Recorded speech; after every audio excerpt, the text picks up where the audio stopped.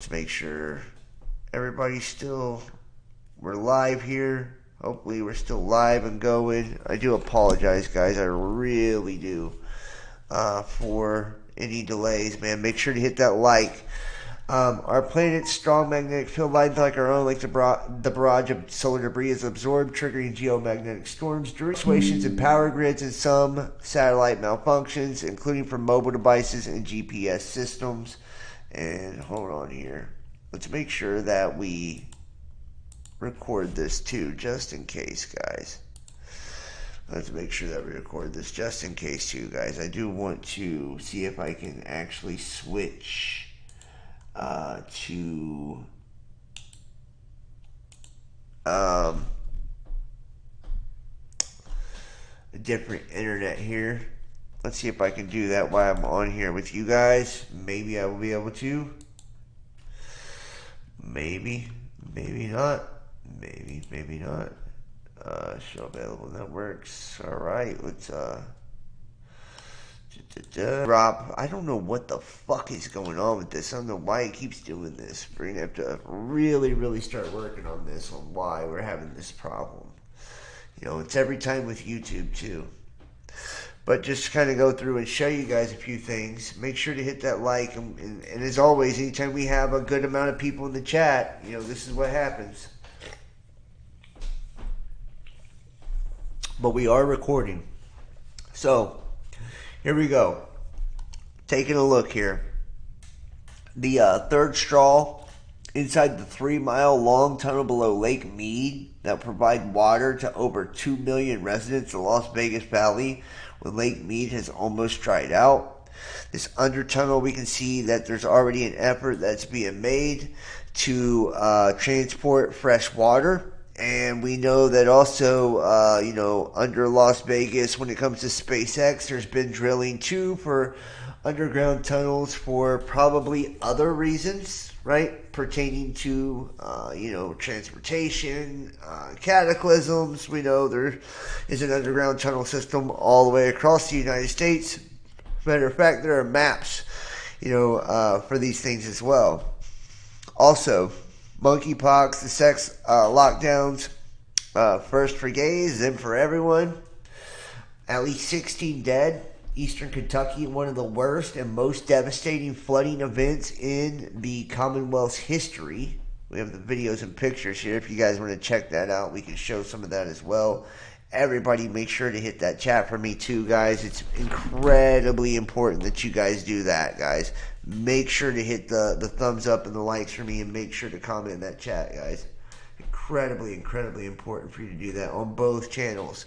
I've got all 3 channels, YouTube channels running right now. So, Best Damn Podcast Official, BDP2, and John Boy 513.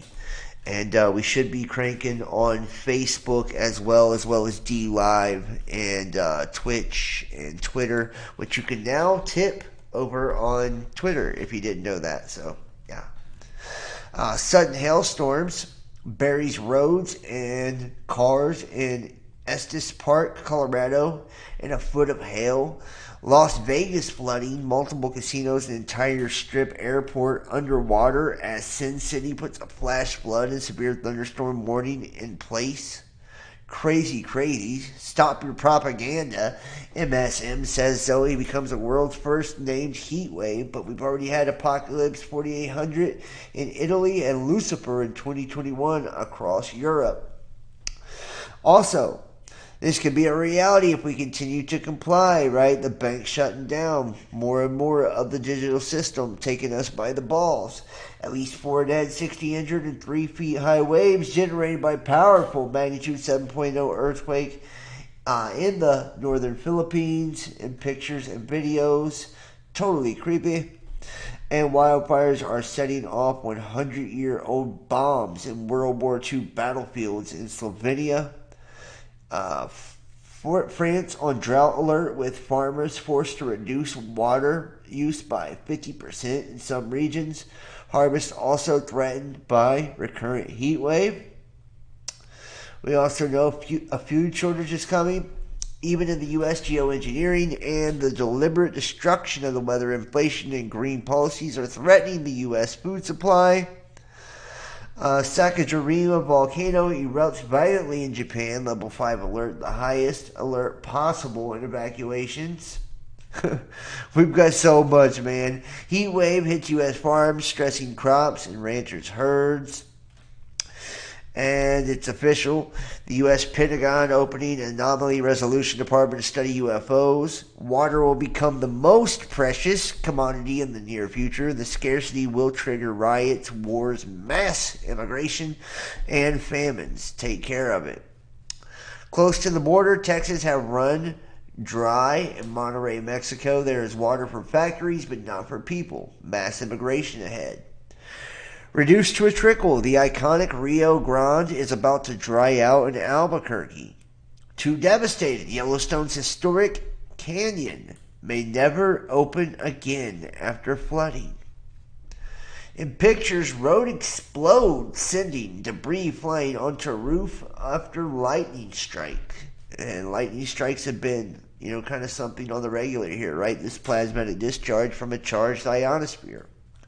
Russia attacks Ukrainian port of Odessa following deal to export grain. That's another attack on grain and the movement of food to people. Yep. And also, nothing good is going to come from weaponizing robots. I think we can all put 2 and 2 together and come to the similar conclusion or the same. And clear signal to NATO, the first Baltic Sea voyage of Russia's most modern, dangerous Yasen-class submarine taking place right now. Half of Americans anticipate a U.S. Civil War soon, and that's chilling. And 5 common uses of electricity in businesses. And a giant sinkhole drains swimming pool in seconds in a party in Israel, killing 1. And this is just one thing after another. And what's brewing in the Hudson? Mysterious bubbling in the river baffles scientists. And this is climate, weirdness after climate weirdness, So you be the judge. Right, we'll look at some of the videos and pictures if we have time moving towards the end. But I got so much I want to cover. Severe weather. Historic flooding hits Kentucky, leaving 25 people dead in the U.S. Heavy rains and widespread flooding and destruction in eastern Kentucky on Thursday, July 28, 2022, leaving at least 8 people dead and many unaccounted for. Kentucky Governor Andy Bushbear declared a state of emergency, calling for one of the most significant deadly floods in the Commonwealth's history. Historic rainfall hit St. Louis, leaving homes and highways submerged in the U.S. These are all telltale signs of, Planet X. We're about to get into the PX shit in just a second. Massive sandstorm engulfs parts of Qinghai, plunging towns into darkness in China. Massive sandstorms engulf parts of the northwest China Qinghai province on July the 20th and disrupting traffic and plunging towns into darkness. Damaging tornadoes in Shangqiu, Henan, China. Dangerous tornadoes hit the suburbs of the city of Shangzhou, China's Henan province on the July 22nd, 2022, damaging factories and downing power lines. Destructive tornado outbreak hits Jiangsu province in China. Severe weather outbreak hits China's Jiangsu province on July 20th, producing at least 5 tornadoes, leaving significant damage. The number of confirmed tornadoes expected to rise as more information comes in. And more than 480,000 people told to evacuate as record-breaking rainfall hits southern Japan. Highly unusual weather event produces destructive swells in Cook Islands and French Polynesia. Water spout outbreak over Finnish archipelago. And this is what I'm talking about of, the cyclonic action, within the clouds. These water spouts and all the weird shit that we're having here. And if you guys ever seen that movie Oblivion, it's like an extraterrestrial race that enslaves humanity and clones us, through our genetics. And what they're doing with their giant triangle, I believe it's called the Tet or something like that, is siphoning all the world's water, in the movie. It's called Oblivion. You guys should actually check it out. It shows you one possible scenario of why aliens would invade, to kind of take the water. And if you think about us being made up of 70% water, the earth being made up of 80% water, the waters above the firmament and below the firmament, the water being significant, retaining memory, being conducive to heat and having the ability to, do basically, it's the building blocks of life, and the ability to do anything with it. Yeah, it would be crazy if we were being invaded for someone to just steal all of our water and steal our life force right out from underneath us, or enslave us through, our water. So it's kind of something to just consider. We do know that hydrogel as well works by essentially being water soluble, expanding within the body, covering every crack and crevice of the body where water would be. So, leaving nothing untouched. So, we have a lot when it comes to water, especially going on in the world right now, and a lot of theories that would make you wonder, if any extraterrestrial race or, anybody had it out for us, it would be, quite frankly, over, the water here on planet Earth. So, who knows? Also, powerful winter storms strands more than 400 people in Argentina, Chile border. Also, extensive damage, hundreds of houses. Sorry, guys, I can't read here.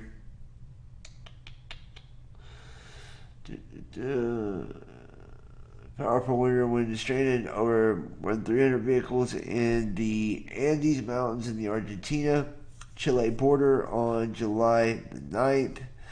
The Los Libertadores border crossing new water shot down by authorities. Extensive damage to hundreds of houses after EF2 tornado hits Goshen, Ohio. And I actually had a friend that I grew up with, a really good friend in high school that was from Goshen, Ohio. So I hope everybody's cool in Goshen, very cool area, actually. Beautiful area.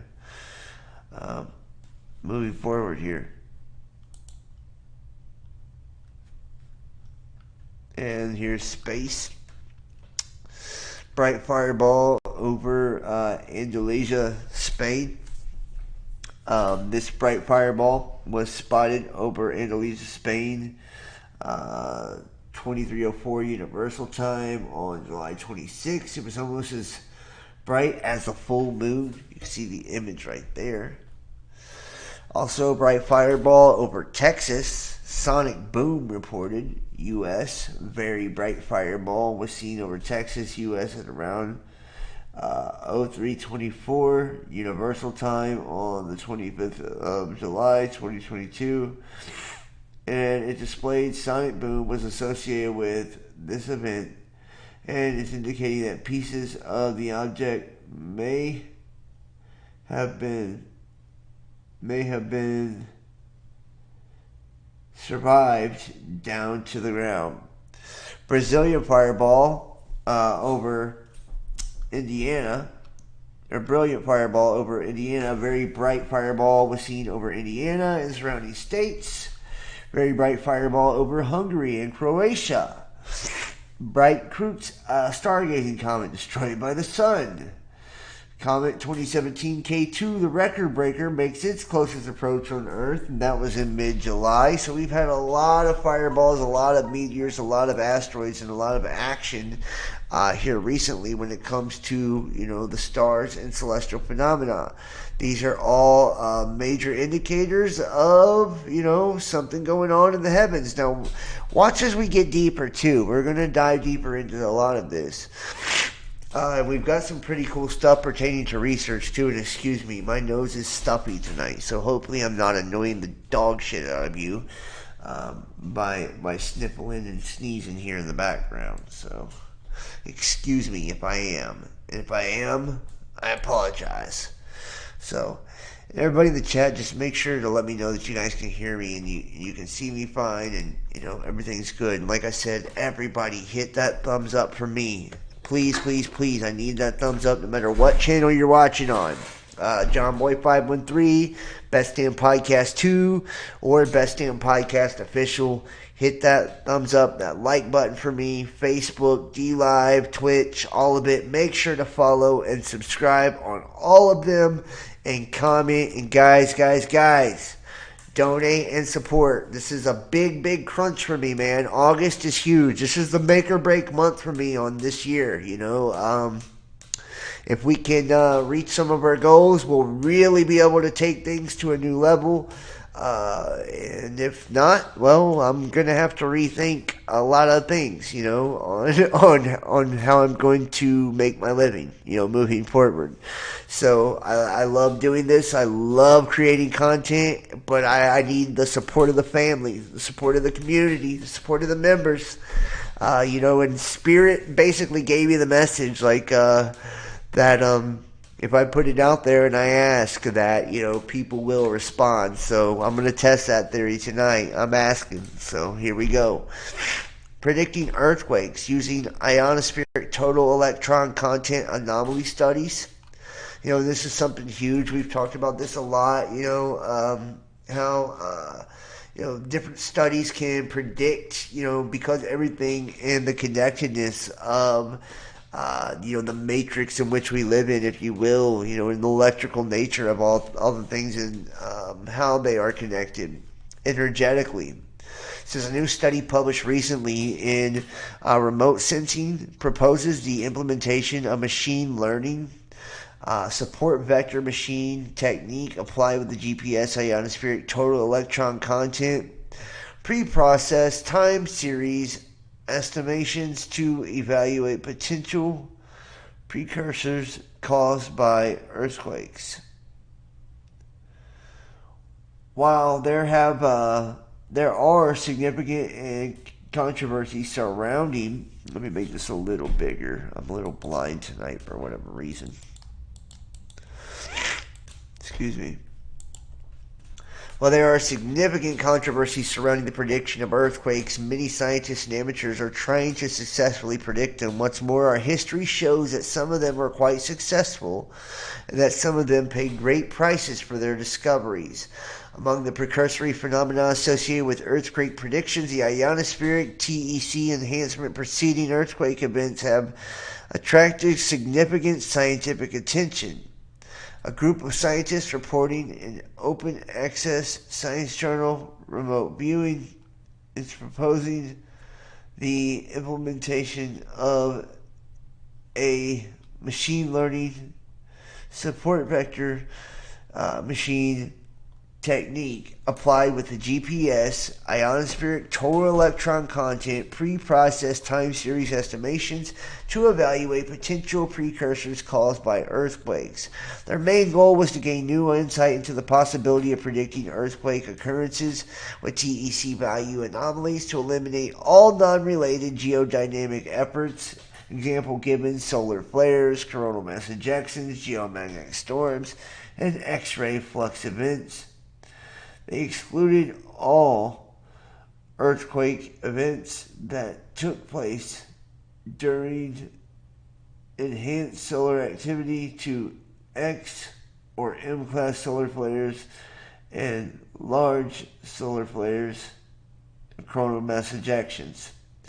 After filtering and screening our data for solar or geomagnetic influences at different timescales, our results indicate that for the larger earthquakes, magnitude of 6, that true negative predictions can be achieved with 85.7% accuracy, and that true positive predictions with an accuracy of 80%.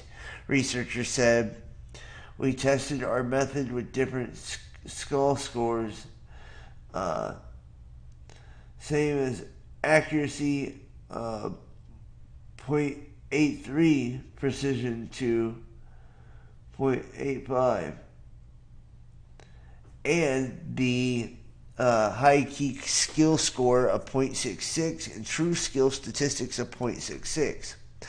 Observational and modeling results have confirmed the existence and detectability of an earthquake and tsunami signatures in the ionosphere caused by both acoustic and gravity waves disturbing the electron density in the F region. So they're able to predict, right, seismic waves, or seismic activity, and these tsunami waves, essentially by the energy fluctuations within the ionosphere and the energy fluctuations that are being discharged by the sun. This is just showing you that what we've been talking about on this channel from fucking day one, guys, the theories we've been dropping down. I don't know if you're picking up what I'm putting down, homie, but we've been talking about this for years now. These cosmic cycles and how these energetic fluctuations, these energetic and magnetic signatures are all directly connected, direct correlations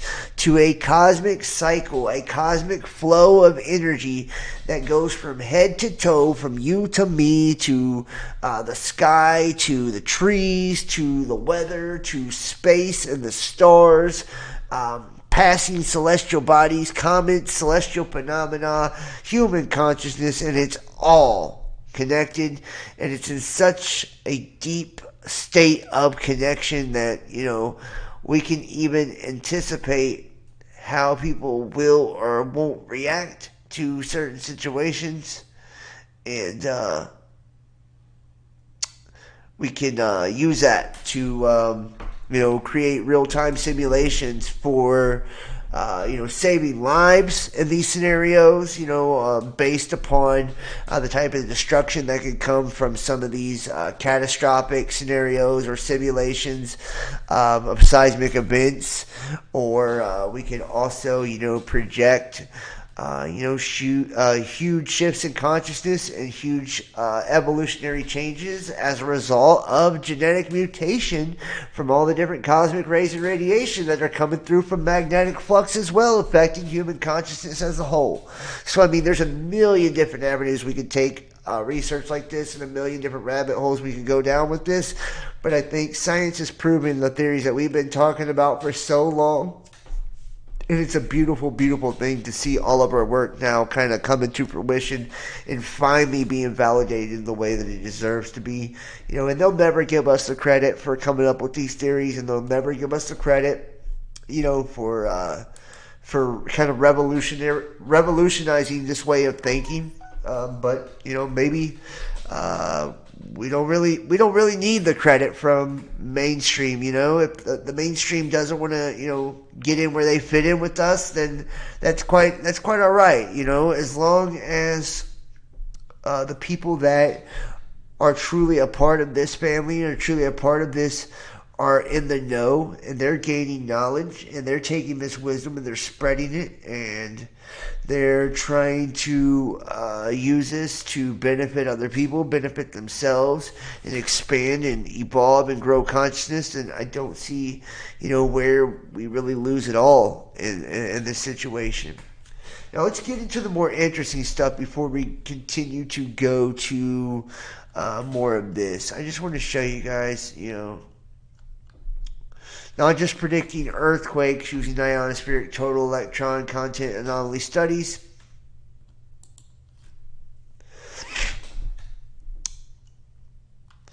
Models unlock real-time estimation of large, real earthquakes and provide early warnings of tsunamis. This is huge, right? We should be, ourselves kind of trying to map these type of things, pertaining to coronal mass ejections, the energies of the sun, and how it interacts with the flux of the ionosphere, how the density of the gases that are up in the ionosphere affect this as well, and how this kind of transference of energy will affect us down on the surface, and even produce these large earthquakes and tsunamis that could actually give us warnings or heads up without depending on government systems or emergency alert systems to warn us. We may be able to find a point to where we can have self-sufficient communities and are able to warn ourselves of these type of events to warn ourselves of, and not even just the catastrophic side of this, but give a warning of like what the spiritual forecast is going to be like for the day, right? If you got all this weird energy coming in that can give you a high chance of rain, high chance of thunderstorms, well, it's also going to have a high chance, of conscious effects as well. So and I don't think people even consider that. When they're doing the news, you never hear the news anchor say, we've got a highly charged atmosphere tonight, and make sure that you stay on your P's and Q's because you and your significant others could really get into heavy charged conflicts because of this. Nobody tells you that. Or this is a great time to really seek and do inner work and understand because at this time. The energy that we are receiving on a planetary level is, directly beneficial to our third eye, chakra or our crown chakra, and allows us to really expand our consciousness and grow in ways that we couldn't, in previous years. But I digress. One day I think we will, see those kind of things, hopefully. So. Moving forward,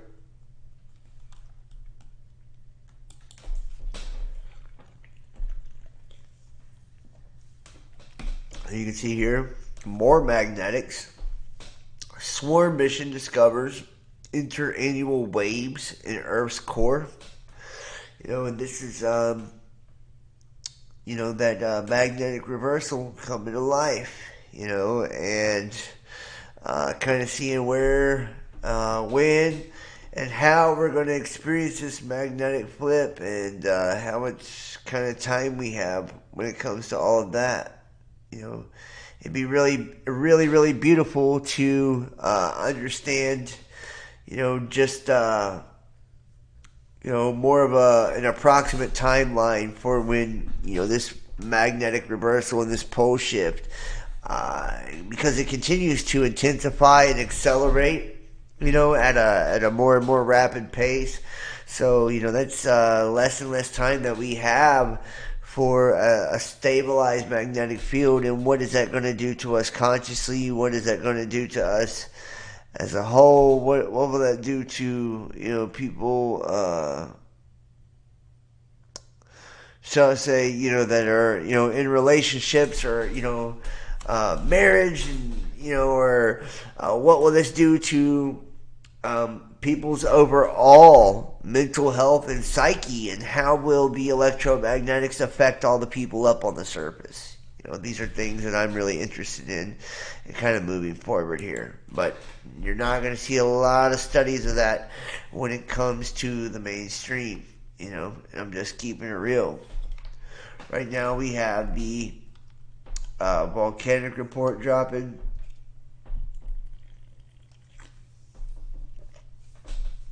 And this is showing you we've got a lot going on. This is from the 20th to the 26th of July. And I'm not going to name all of them. I'm just going to tell you the new activity that was reported for 2 volcanoes during this week. During the same period, ongoing activity was reported for 15 volcanoes. So we have 17 that are currently active. And in Japan, Russia, Ecuador, Halmahera, Andreanoff Islands, Ibu Halmahera, Kurinsky, Eastern Kamchatka, Russia, Hawaiian Islands, Kilauea, Krakatoa, Lubitolik, Arapai, Central Java, Alaska Peninsula, Reventor, Ecuador, Sanjay, Ecuador, Simran, Java, Salvador, or Shevelut, Central Kamchatka, Russia. Swasi Ojima, Ryukyu Islands, Japan. And there you go. Those are the updates on that. And finally, before we dive into the deeper stuff here, the chance of the minor storms, August 3rd, the high, let me make this a little bigger too. The high speed stream of solar wind expected to hit the Earth's magnetic field, the previous material flowing from the southern hole in the sun's atmosphere. Something flare why this way comes. Something exploded behind the sun's northeastern limb on July 31st, and that was at 23:09 Universal Time. Earth orbiting satellites registered a long-lasting C93 class solar flare. The intensity is probably an underestimate because of it was partially eclipsed by the edge of our sun. NASA's Solar Dynamics Observatory saw the hot debris flying away from the blast site, and you can see here in the image right there, coming off the limb, the hot debris flying off the blast site.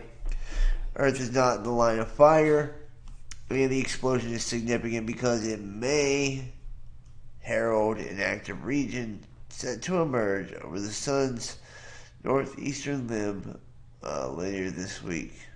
So, and finally, let's take a look at the deities, the gods, and how it all fits into the return of Planet X. Let's jump here first.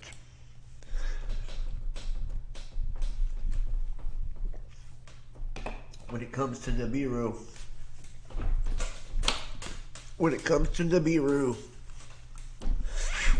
and we're going to get a little background piece on this before we dive deep, and we're going to look at all the different gods and deities and different aspects of this, and different ways of looking at it. I've got different texts and books as well. I just wanted to show you all this space weather to kind of show you that we're in that time, we're in that moment, that we're on the cusp, right, the precipice of all of that. Fascinating. I do want to ask that if you are promoting other YouTubers' channels, that you do not do so during my live broadcast.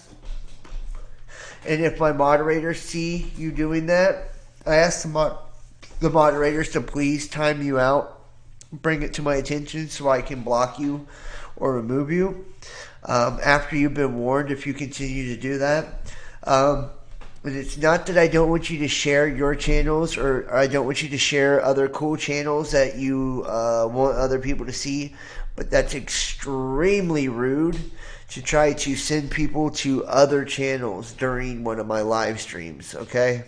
So if you have a YouTube channel you want to share, and you want other people to check out, and you think that it complements the work that I do, and you think it's something that people really need to check out and they'll love it, please, please, please wait till the very end of the show when I'm running the music and I'm dropping the links and telling you all the news and information and updates. That'll be the time for you to start dropping your links to your channels, or to other videos and channels you want people to check out. But do not do it while I am in the middle of a show. That is rude. I will block you. And I ask for you to give me that respect, okay? Because I wouldn't come into your chat room and start telling everybody to go check out my channel to get them to leave yours to go watch mine. That's just a respect thing, a mutual respect thing, and a professionalism thing. So please be professionals when you come in here, and conduct yourself as professionals, and conduct yourself with honor, integrity, dignity, and respect, because that's what type of, group we are. That's what type of family we are. Everyone is accepted, but we accept one another, in mutual respect, and we honor one another and our differences. So if you have a cool YouTube channel you want to share with everybody, make sure you wait to the end to share that, and I'll let you know. When the music's running and I'm giving all the different links at the end, that's the time to start dropping links. I don't mind at all. Or you can even drop those links in the comments below after the video's over, but do not do that to me while I am putting on a presentation, okay? That is extremely rude and offensive to me, okay? So I just want to, I seen somebody talking about, another YouTube channel, and I don't want people to do that here. That's not something I will allow. So I'm not trying to jump on your ass either.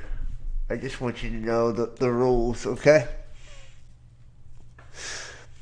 Yes, when you're on somebody else's channel, you are in their house. Please use your manners. Biblical smackdown. Yeah, that's the truth. Exactly. It's like I wouldn't go into your house with shit on my shoes, right? And start walking all over your carpet and saying, "Hey, man," like I wouldn't do that. Or I wouldn't go to, if you're having a concert, in the middle of your concert, I wouldn't walk up on stage and say, "Hey, everybody, would you please check out my friend, Jason's song? He's got a beautiful song and a beautiful album that you'll really like a lot better than the guy that's singing right now."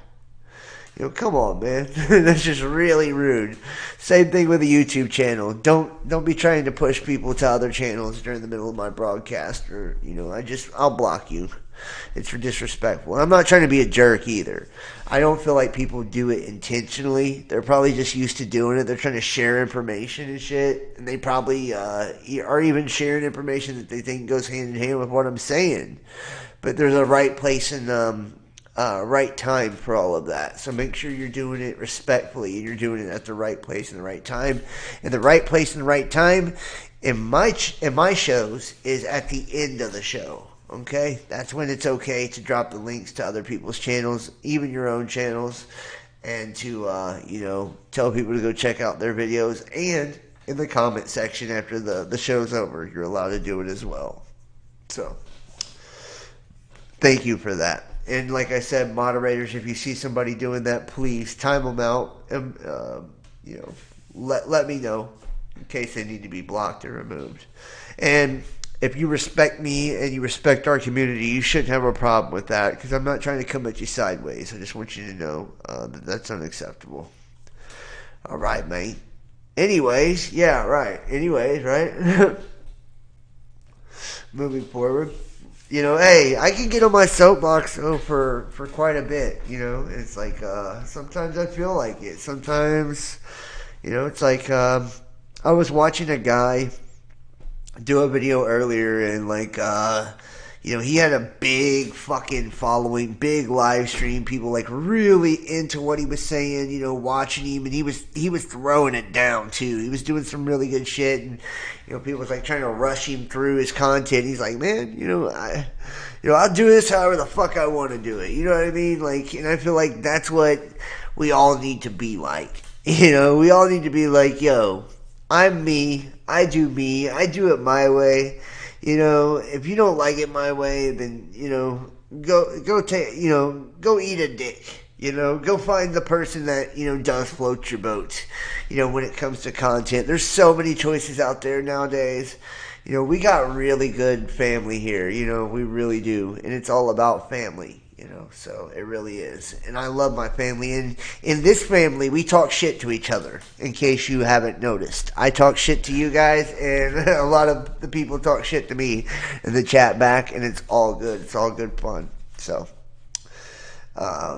yeah, you're the shit, John. Well, thank you. You're the shit too, Jody, and I love you. All right. I want to drop that little piece of info out there for those of you guys in the chat right now. I just want you to know, seriously, I love you. I love you. I'm in love with you. If I could turn into a polygamist, and I could marry my entire subscriber list, I would do it. You know, I would do it. I would marry every last one of you fine, fine subscribers.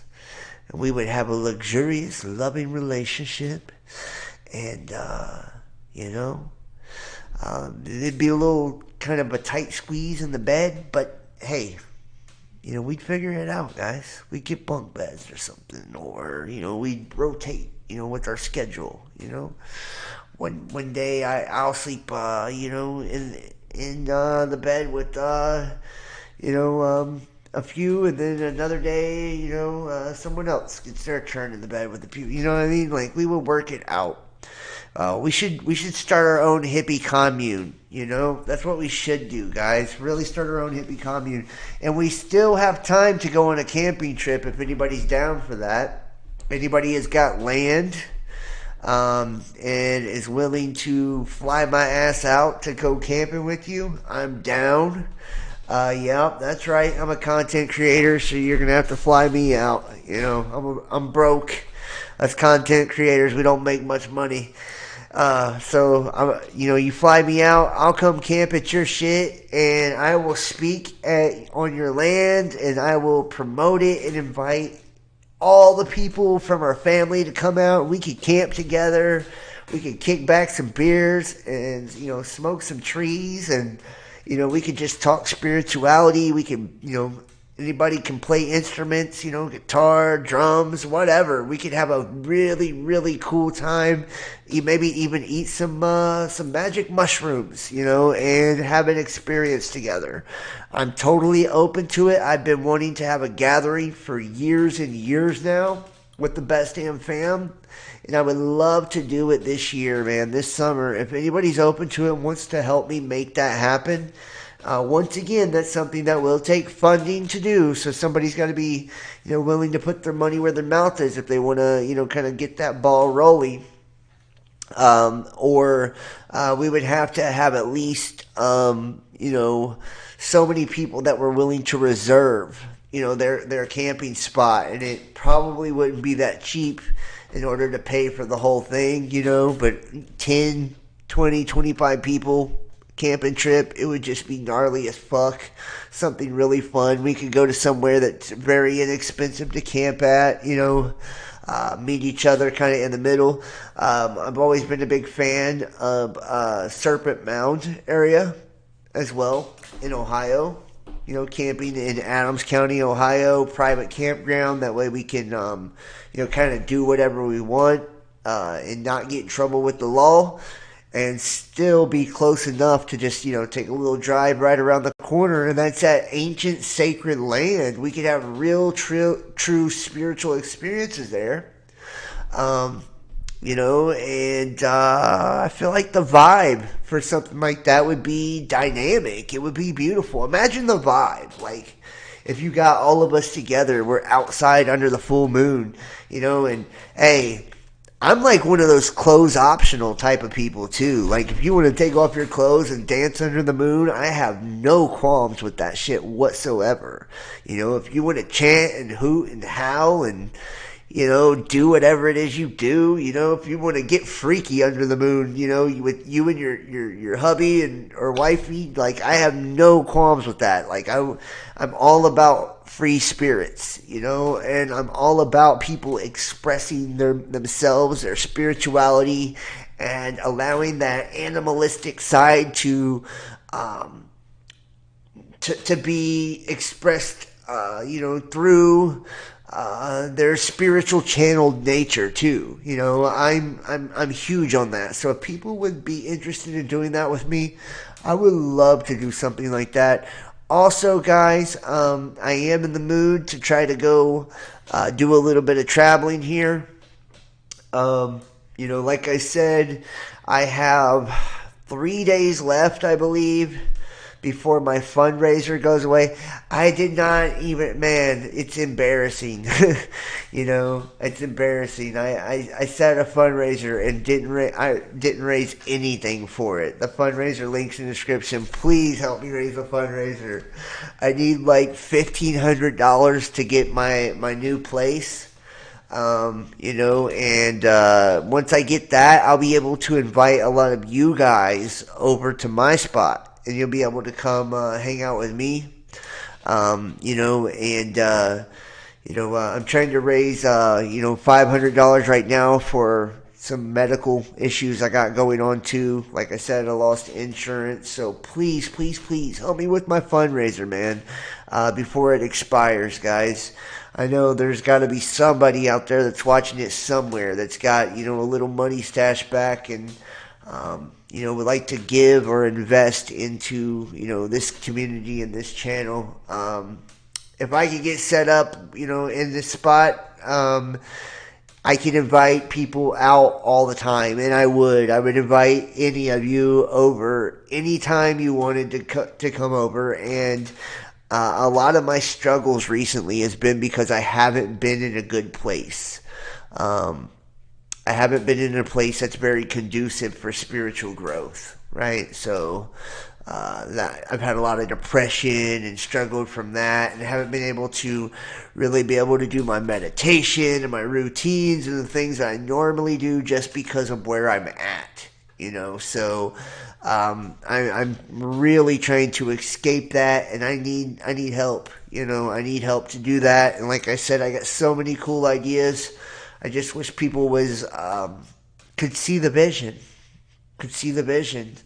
That's why I'd love to get a partner, and I've tried to do partners in the past. Most partners that I've had, either, and I don't want to knock anybody or badmouth anyone, but let's just say most of the partners in the past, they weren't really willing to put in the work, and, that hurt a lot, because if you don't have someone that's willing to put in the work, then what's the point of even bringing a person on board? Or if you are someone that, to bring in, like a donor or a supporter, an investor, obviously I would be willing to give a percentage or a kickback of all the money that's made on this channel and from all the events that we do to anyone that would be willing to invest, a decent amount of money into the channel as well. But you got to have that kind of commitment if you want to make something legit and you want to make something real. And if you don't put it out there and you don't put it out in the ethers and say, look, we're trying to do big things, but you can't do it as a one-man band forever, Like a one-man band, I can only go as far as I can go.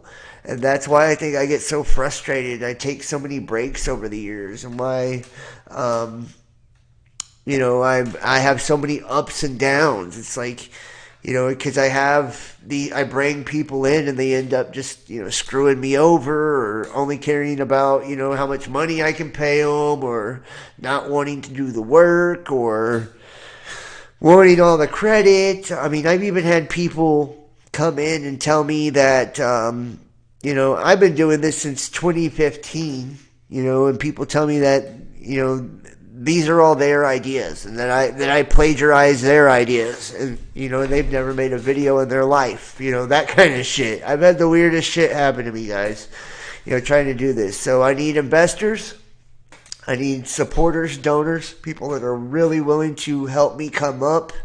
Like I said, the ideal goal, try to raise $500 for the medical things that I need to take care of. I really do have a serious condition going on right now with my hand. I could lose my fingers, or even my whole hand. I have a staph infection on top of the spider bites that I've gotten. So it's gotten pretty nasty, pretty bad. I've been doing the best I can with home remedies. So hopefully that, that does what it can do. But it went from bad to worse, right, with the bites, and then them kind of turning into staph. And, I just don't want it to turn into blood poisoning and to go up, because it's already starting to go up higher up into my arm. It's almost to my elbow now. So I really, really do need assistance on the medical side of things. I need around $500 to take care of that. And then for the location, we're trying to raise at least $1,500. I put on the fundraiser $20,000, but dude, that's just because that's the highest amount you can put. It's not because I actually expected somebody to be willing to give that much. It would be nice if they did, but that's just because that's what was available to put on the fundraiser. So guys, please donate to that fundraiser. Please donate to this channel. Please support this channel.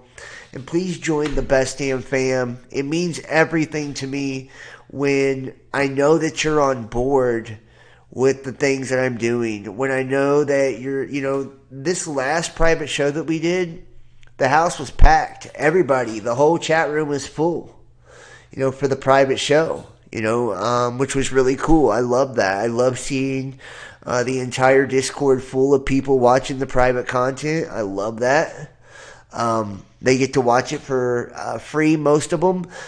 But I'm now switching it to where, this is going to be paid content again because we have to make a living. We can't give everything away for free if people aren't going to be able to, kind of help us, keep the ball moving and keep the momentum going, and that's no offense to anyone. That's just the way it's got to be, or otherwise I feel like I'm being taken advantage of when I'm putting in so much energy and love and not receiving energy back and love back, and I don't want to become bitter and make everything about money. I want to make, I want to always include you guys in on my plans and let you know what I intend to do, let you know what direction I'm trying to take things, and give you the opportunity to become a part of it. Because like I said, I want to create a platform where the people that's been around are pillars in the community, and you guys can teach others as well. Once you've established yourself as a pillar within our community, then people can go to you for guidance. People can go to you for wisdom. People can go to you for knowledge in your area of specialty. And if you're trying to start a channel or life coaching or whatever else, it's going to really benefit you to have you on our sites and all of these things that we're building and trying to create right now. So we're always looking for web designers. We're always looking for people to help us develop apps and websites and to help us on the promotional side of things. And, as far as that goes, graphics, logos, music, all of that, artwork, design. And we're always looking for co-hosts, people that are interested in doing shows with me on a regular basis. I don't want to be a dick, but I want a female co-host. I'm just keeping it real. I want the feminine perspective to kind of balance things out. That's how I like to do all things in balance. So I'm seeking a show that provides a feminine perspective, an alternative point of view from someone different than myself, or a different cultural background than myself as well would also be beneficial. So, lots of roundtable discussions, lots of things that I'm trying to really create. I'm even working on a book. I'm doing it slowly, but I got so many projects going right now, that there's a lot. If you're a tarot reader, I'd love to see you get involved in that. The extended readings, we're dropping that on Patreon. The private content, dropping that on Patreon. Like I said, the free merch on Patreon, the YouTube channel memberships, the Facebook fan subscriptions, and of course, being able to just text and email and join the Best Damn Fam for $35 a month for all the other outlets. So, yeah, big stuff, man. Big stuff on the way. So, you're not a first-timer? No, none of you guys are first-timers. None of you guys in the chat room are first-timers. A lot of you guys have been around for a long fucking time. And I appreciate the shit out of you, like, seriously. So let's go ahead and jump into this. I'm sorry. I'm just really excited. I want people to know what's going on. This is my opportunity to really get people hip to where we're going. Now, the Legend of Nibiru, Planet X, and above and below, the hourglass of physical reality is a myth brought forth to awaken human consciousness in end times. Nibiru in Babylonian astronomy translates to the planet of the crossing or point of transition, especially of rivers, i.e. river crossings or ferry boats, as terms of the highest point of the ecliptic, i.e. the point of summer solstice, and it's associated with the constellation.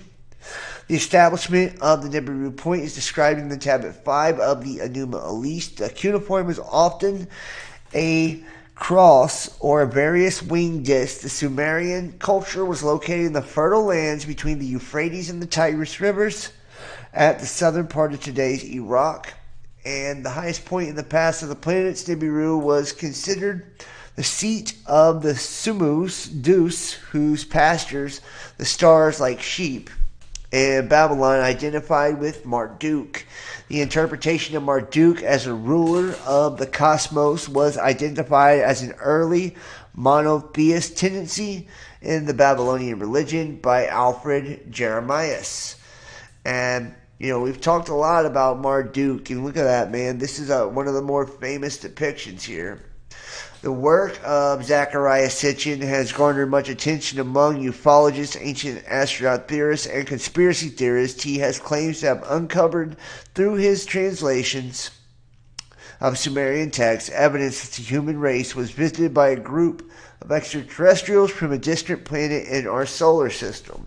And this is where we're going to look at something different, too. You know, 12th planet. 12th around to create a physical simulation. You know, the 12th planet, the return of Nibiru. You know, and this kind of busts into the holographic universe and all about this. But once upon a time on planet Earth, there was talk of a planet for a spaceship called Nibiru, the 12th planet, the end times, a theory linked to the Anunnaki. Humans wanted nothing ever happen, though. Every once in a while, Nibiru would resurface. And does anybody believe that this is, or is it a purpose to the memories? Let's see if we can take a look. Hi, I'm Ellie Crystal from crystallinks.com. Today I'm talking about a topic that I really thought someone had shelved a long time ago, but apparently it's back, and that's Nibiru. Back in the day, before Crystallinks, that's BC, before Crystallinks, I did a show. It's before Christ, but okay. Before Crystal Links. On UFOs out in Long Island. And I was taken out there in a limo, and along the way they also brought with them a very interesting man called Zecharia Sitchin. Brilliant, lovely, personable. We talked the whole way out to the show. We talked the whole way back. He had these amazing little artifacts that go back to gods called the Anunnaki, the Sumerian gods, other civilizations, and I really found it very, very fascinating. On my website, I do have pictures that depict the information that he showed me. But basically, he was talking about an alien race, just like in Ancient Aliens, that came to Earth, that had an agenda. This was to get the gold, mine for the gold on Earth, and they would eventually come back, as all our mythological characters are said to do. They would come back at a certain time in our history. Most say the gods are coming back at the end of time. The Anunnaki were connected to a planet or planetoid called Nibiru. And Nibiru is supposed to come back and be within our orbit every 3,600 years. And so we talked about that. A lot was prophesized about it. A lot of people said Nibiru was linked to reptilian aliens. Some said it was linked to the alien greys, and they may, in essence, be the same. Just, you know, it all goes to the eyes. Everything is always about the eyes. And so I listened to all of this, and when I was involved with people who channel these things, and I was deeply enmeshed in the prophecy of the day, Nibiru was one of the prophecies. And then because I totally lost interest, and because I know that prophecies cannot really be prophesized because time is an illusion, so you just pick a date and you just say, okay, this is it, it's going to happen. And, you know, I mean, I went through all of the prophecies. And you know what? We have a lot of these prophecies, and prophecies can be prophesied. It doesn't mean that they're an illusion. They can't actually happen, but they are probable outcomes, right? When it comes to prophetical things. You like this lady? Says Robin Boswell. That's beautiful. Janine Burnett says, I can see it, John. I wish you would get down here to Texas. I'm more than willing. I'm right here. We just have to raise your vibrations. You know what? I'm trying to get to Texas. Believe it or not. I don't want to get too deep into detail with why I'm trying to go there. But I do have a friend that I am, I need to set up shop here in Ohio, like I said. So, to make sure I have stability for myself here, and not just my business, but my children and stuff. So that's the main thing for the fundraiser. And then I'd have no problem going to Texas anytime, honestly. The Babylonian creational myths, the Enuma Elish. The Babylonian creation myth, the Enuma Elish, and the epic of... Here, let's go ahead and pull up this chat, too. I like to pull up the chat so you guys can see the chat, too. So I can see the chat, actually. I'm going to move it over here if that's cool, too. Let me move it over on this other side. Wait,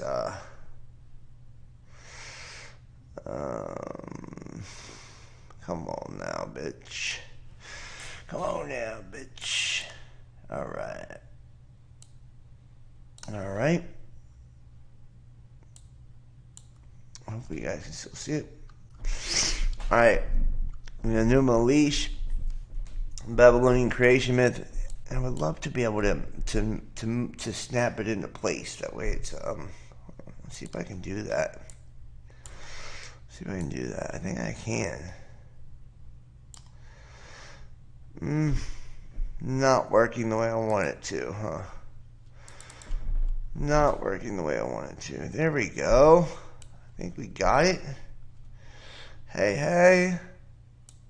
Hey, hey. Boom. Got it, guys. Sweet. Alright, there we go. Alright, so there we go. That's all I was wanting to do right there. Was just kind of get that chat to where I could actually see it on the side and not take it down. Alright, the Enuma Elish, the Babylonian creation myths, Enuma Elish.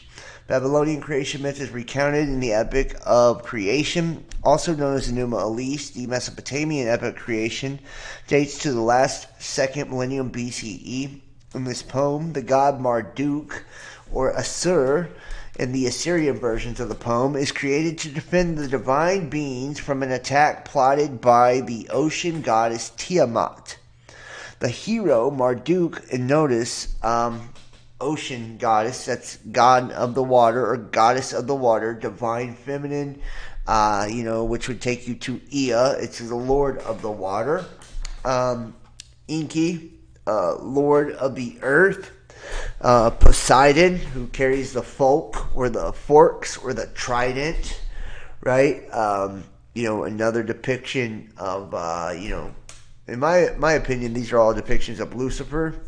When it comes to the water, lord of the underworld, the waters, and all of that, which, we'll get into that as well. And where was I at with this? But Marduk being his child, his heir, okay? You'd love to help. All you want to do, I do not want to pay or credit for anything. Maybe a thank you, but that's all. I wish you knew how much I believe I could help you, but I can't travel. Well, contact me. Contact me, Janine Burnett. Don't contact me via email unless you've got like a resume or a lot of links and contacts that you want to share. If you're interested in working with me and you're interested in helping with me, I'm going to be straight up honest with you. I need volunteers, like kind of internship internship type of stuff, to help me with clerical, administrative, duties also. And I'm not able to pay as far as that goes, not till we start making a lot more money, but I do need people for co-hosting, and helping me with the production of the shows, and maybe even creating new concepts for new shows, new videos, new ways of promotion, all of that, and like I said, I'd be willing to cut percentages of the company as a whole for those who are willing to bankroll or fund us in our endeavors, or those who are willing to help us set up these type of events, give them kickback for all of this. Like, I'm really trying to network. If you can't tell, I'm serious as fuck this go round. In the past, I was a little all over the place, and, sometimes I didn't stick to my word, but I have made sure this time that everything I said I'm going to do, I have done, and I'm doing it with a vengeance. Like, this is make or break for me, guys, so, that's why I'm being so forward with everything, and that's why I'm pushing so hard, saying, hey, I need your help, I need your help, I need your help, I need your help, because I do. It's, if I don't get it done in the month of August, I am going to pursue something just different, I guess, a different avenue. And, I don't want to because I love this. But, we need to take it we've been doing it too long to be stuck at this level for the way that we are. And we need more than one person. It's time to partner up, and it's time to bring in more minds and, so text me, 513-393-2396, 513-393-2396, and if you can't even trust me with your phone number, then we shouldn't be working together at all, okay? Straight up. Text me, give me your fucking first and last name, tell me exactly what it is you want to do, exactly what you can contribute, exactly how you can contribute, and your ideas, and we will have a phone call, we'll sit down, talk. And we will, create a contract and iron out the details as far as all of that goes. If I owe you tarot readings and all of that, be patient, but contact me in the same way. We'll set those up. If you want to book tarot readings, I need you guys to contact me with that, and we'll set all that up. We've got a lot of shit we need to really take care of, man. So I'm all about it right now. All right, in the poem, the god Marduk of the Syrian versions is created to defend the divine beings from attack plotted the ocean goddess Tiamat, and that's also from H.P. Lovecraft and Cthulhu's mythos, right? Cthulhu's being the red, masculine, patriarchal dragon, and Tiamat being the divine, feminine, blue dragon. And we're also going to be trying to work on starting a secret mystery school, an occult mystery school here on the Best Damn Podcast too. I've even got this cool formula where I can do soul profiles if people are interested. They're $100 because they're a lot of work. But you get a whole page printout, and I do your astrology, your natal chart. I do a energy reading on your aura. I do a tarot reading on you. I also take your birthday and do Pythagorean and Chaldean numerology, as well as GEMATRIA, on your name, the etymology of your name. We look up the ley lines on where you were born, and we give a complete soul profile of you, of who you are, and we can print it out on a page for you, and we sit down for an hour as we do those readings, and we talk about your life and like who you are and what your purpose is, and what your divine calling's for, and all of that. It's really cool, so it's something to kind of check into, but we got to book those in advance because they take time, so. All right, and you can email me for that. So if you want to book, an energetic intuitive reading, they're $25. An astrology reading, $25. Tarot reading, $50. Or if you want the complete soul profile, they're $100.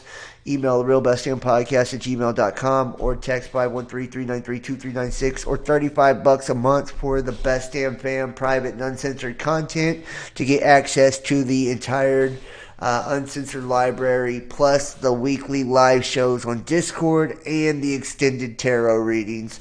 I got so much coming, guys. It's awesome. I hope you're in. Okay.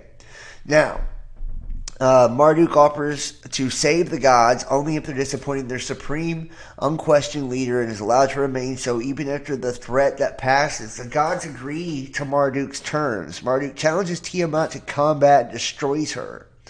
He then rips her corpse into two halves, with which he fashions the earth and the heavens. Marduk then creates the calendar, organizes the planets, stars, and regulates the moon, sun, and weather. The gods pledge their allegiance to Marduk and creates Babylon to the terrestrial counterpart in the realm of the gods. Marduk then destroys Tiamat's husband, King U, using his blood to create mankind so that they can do the work of the gods. And it's said that King U is actually the moon. Okay, and that Tiamat is the earth, or the pieces of the earth. It was in like two halves, right? That's why it's a firmament. Okay, like so the other half of that dragon, is probably us or something. Who knows? The Enuma Elish is written in 7 tablets. Each are between 115 and 170 lines long. They were written no later than the reign of Nebuchadnezzar in the 12th century BCE, and there is also little doubt that the story was written much earlier during the time of the Sumerians, drawing some new light on the ancients. Henry Layard found with the ruins of the library as Ashurnapal in Nineveh texts that were not like the Genesis creation of the Bible. George Smith first published these texts in 1876 under the title The Chaldean Genesis, Akkadian text written in the Babylonian dialect. The Babylonian god finished his work within the span of 6 tablets of stone. The last and 7th stone exalted the handiwork of the greatness of the deity's work. Thus, the comparison must be made that the 7 days of creation found in the Bible borrowed the theme from the Babylonians and then from the Sumerians. And you can see the depiction here of Mr. Marduk, right? Right there, chilling like a villain. And we've got many depictions of Marduk, but you see what he's doing. He's riding on that boat. Once again, the waters above the firmament and the waters below Marduk, who is the firstborn son of Enki. Enki, the Lord of Earth, right? The Lord of the water.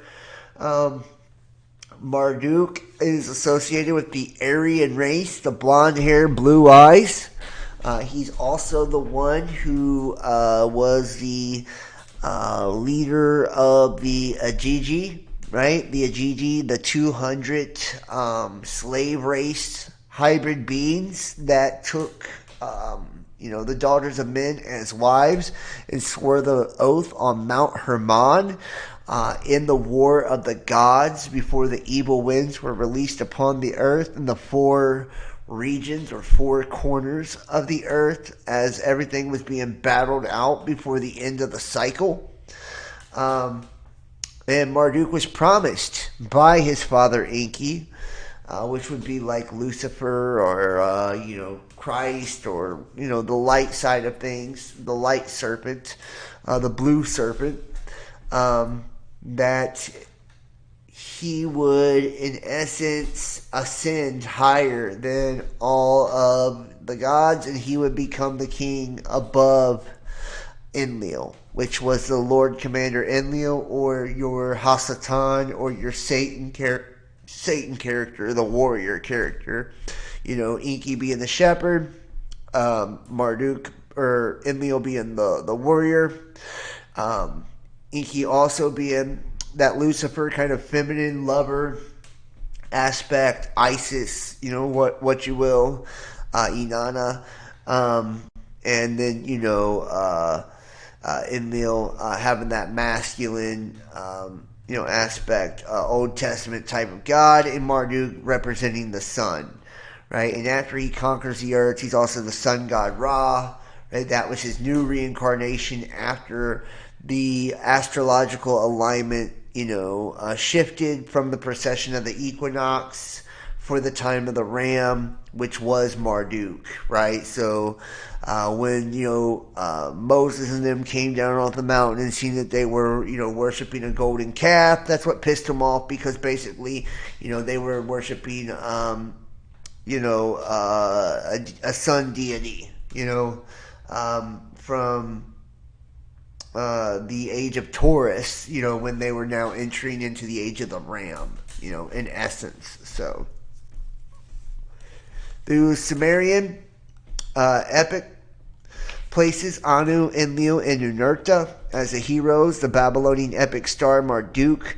The Babylonian epic is the one you are about to read. Though it would be easy to say this is a mere myth, but what if it's not? What if it's one looking here at a report on the origins of our solar system, or our soul system, planet Earth? And remember, Earth, Ea, right? And the creation of mankind.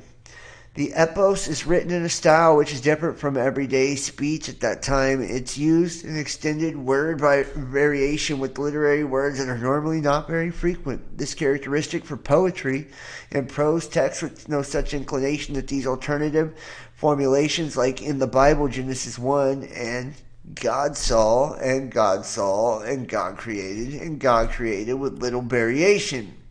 This text is constructed from 2-line verses, since units a concept explained in 2 lines, a distinct from Greek D2 or stichos verse. The 2 members maintain a relation that one could call rhyme in abstract sense of level of meaning. The meaning content of each verse appears in 2 parallel formulations, often separated by leaving a blank space, so that they're called paramusis memoraborum. The second part either emphasizes the first part in different wording, or thereby extending the meaning, or the second part is an opposite statement contrasting the first part, comparing the opening verse, when above the heaven had not been named, nor earth below pronounced by name. Meter in the strict sense in which Greek and Latin literature is composed, groups and long and short syllables was not used, but in a line often has 3 to 4, rarely 5 stress beats, and in rhyme or alliteration occurs. And the first tablet, we'll read a little piece of that first tablet. What's up, Melody Dawn? I see you up in the house too. Thank you so much for joining me, guys. I can't tell you how much it means to me, honestly. Make sure you're hitting that chat too, or not that chat, that thumbs up to me, two in the chat. That way, everybody can, the algorithms can pick us up here. And here we go. And when in the height of the heaven was not named, and the earth beneath did not yet bear a name, and the primeval Apsu, who begot them, in chaos, Tiamat, the mother of them both, their waters were mingled together. And no field was formed, no marsh was to be seen, when one of the gods, none had been called into being, and none bore a name, and no destinies were ordained. Then were created the gods in the midst of heaven, Lamu and Lahamu, who were called into being. Ages increased, then Ansar and Kisar were created, and over them long were the days. Then there came forth Anu, their son, Ansu, the god Anu, Nidimud, whose father his begotters, abounding in all wisdom, he was exceedingly strong. He had no rival. There were established and were the great gods, but Tiamat and Apsu were still in confusion. They were troubled and in disorder. Apsu was not diminished in might, and Tiamat roared. She smote, and their deeds, their way was evil. Then Apsu, the begetter of the great gods, cried unto Mumu, his minister, and said unto him, O Mumu, thou minister that rejoicest my spirit, come unto Tiamat to let us go. And this sound familiar, right? Like Moses going to Pharaoh, let my people go type shit, right? It's always the same thing. They consulted on a plan with regard to the gods and their sons, and opened up the mouth and spake, and Tiamat the glistening one, he addressed the word their way.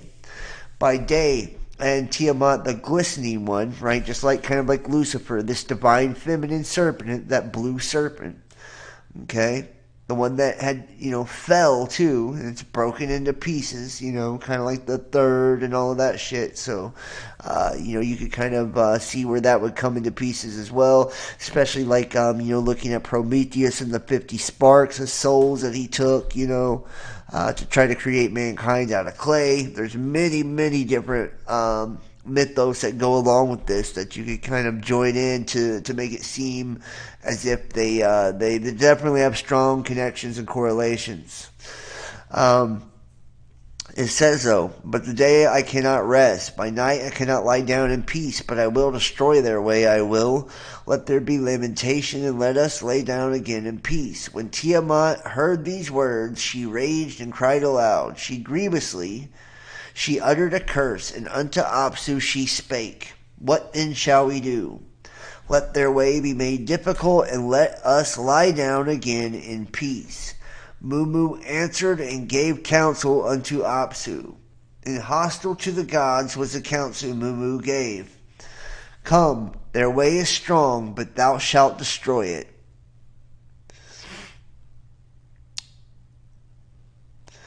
Then by day thou shalt have rest, by night thou shalt lie down in peace. Apsu had hearkened unto him, and his countenance grew bright, since he, Mumu, planned evil against the gods and his sons. He was afraid. His knees became weak. They gave way beneath him because of the evil which their firstborn had planned. Their blank they altered, they blank lamentation they sat in sorrow. Then Ea, who knoweth all that is, went up and beheld their muttering. About 30 illegible lines. He spake, he hath conquered, and he weepeth and sitteth in tribulation of fear.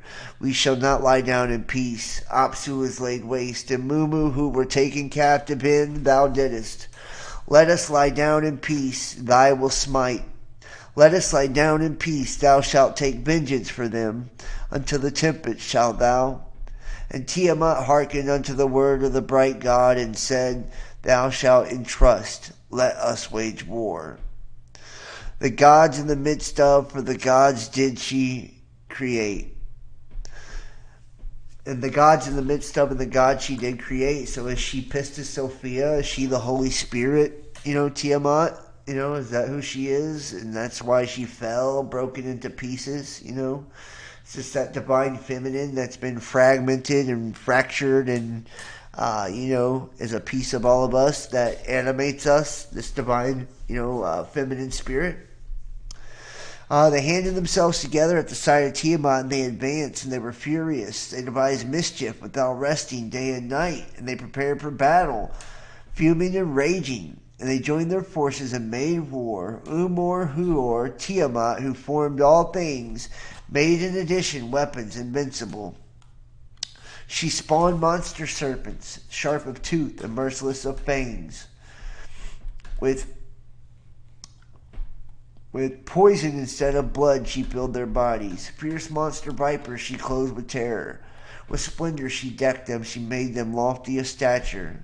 Whoever beheld them, terror overcame him. Their bodies reared up, and none could withstand their attack. Their bodies reared, and none could withstand their attack. She set up vipers and dragons and monsters of Lahamu, and hurricane and raging bounds, and scorpion men, and mighty tempest, and fishmen and rams.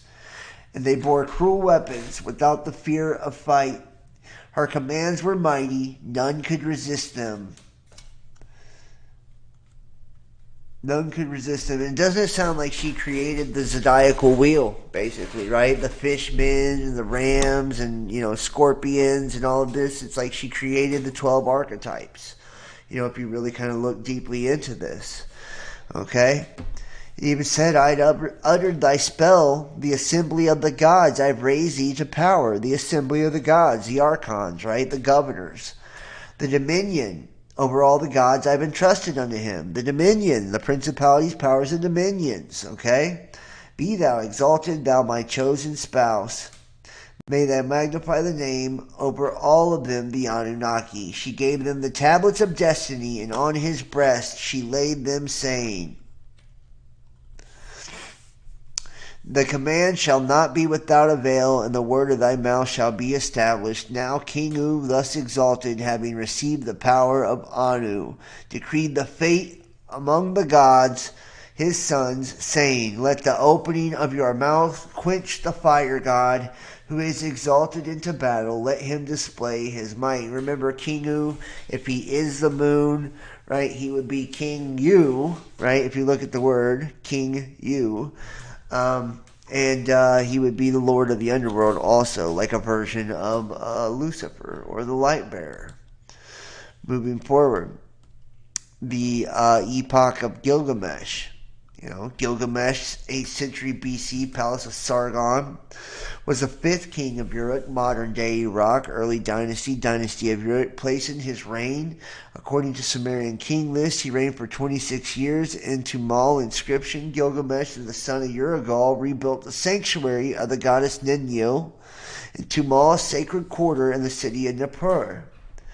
Gilgamesh is a central character in the metaphoric poem Epic of Gilgamesh, and the greatest surviving work of the Mesopotamian literature. In his epic, his father, Lugabanda, and his mother was Ninsun, who was a goddess. In Mesopotamian mythology, Gilgamesh is a demigod of superhuman strength who built the city of the walls of Uruk to defend his people from external threats, and traveled to meet the sage Upashatim, who had survived the Great Deluge. He is usually described as 2/3 God and 1/3 man.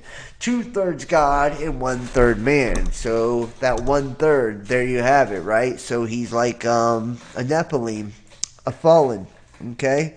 And whenever we're dealing with, Marduk, the Ajiji, Enki, and Enlil, it's very closely correlated to these fallen, to these experiments that took place. And you see, once again, there's that depiction, the pine cone and the serpent arm with the weight or the magnet in his left arm, right? And the 6 wings, and the cone head, representing the enlightenment.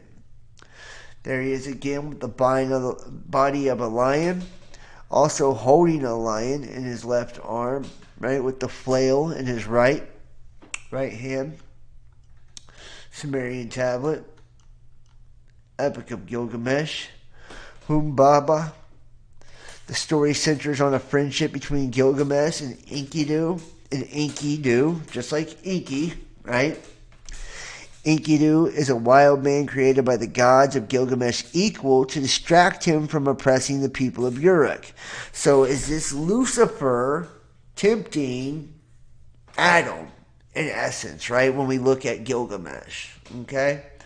Gilgamesh being like this, 2/3 God, 1/3 man, right? So kind of being, a mighty man, a man of renown, a man of old, being one of the older genetic products or descendants of the gods, maybe one of the older versions of mankind even, and being tested, by his divine counterpart, which would be like a Lucifer type of, archetype, or a son of Lucifer, if you will, right, in, Enkidu, okay?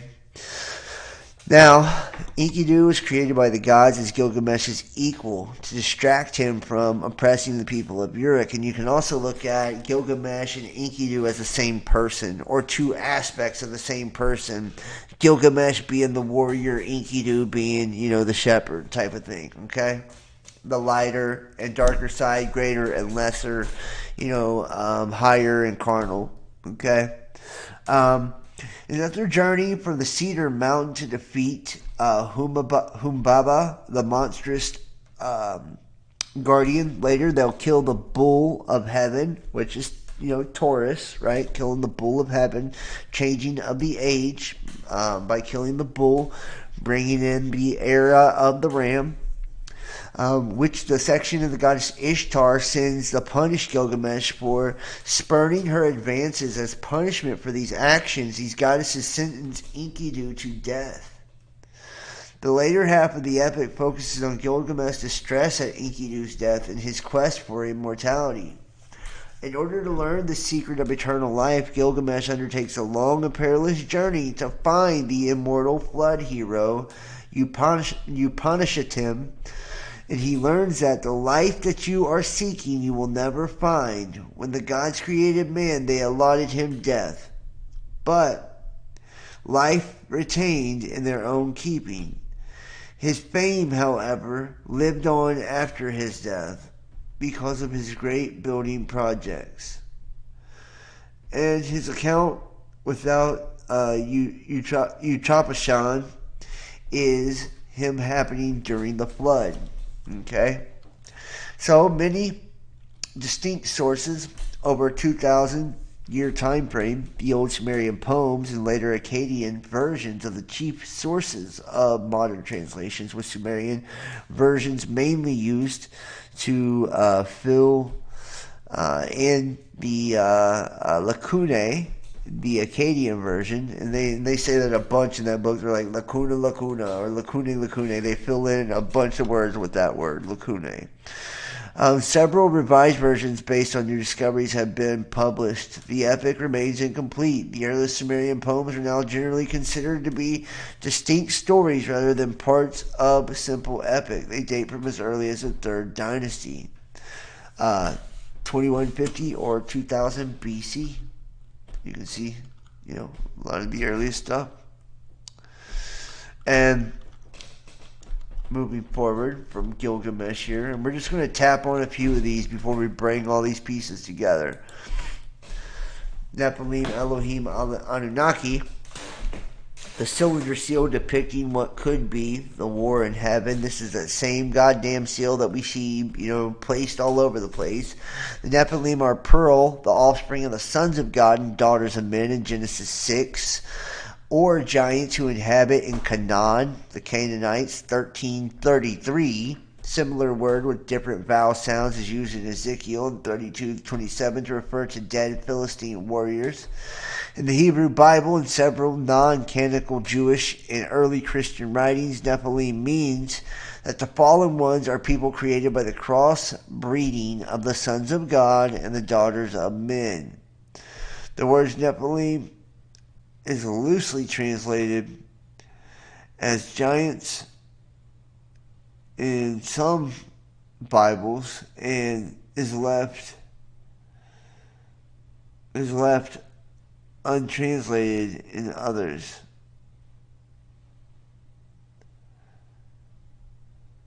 The phrase sons of God is sometimes translated to English as sons of God.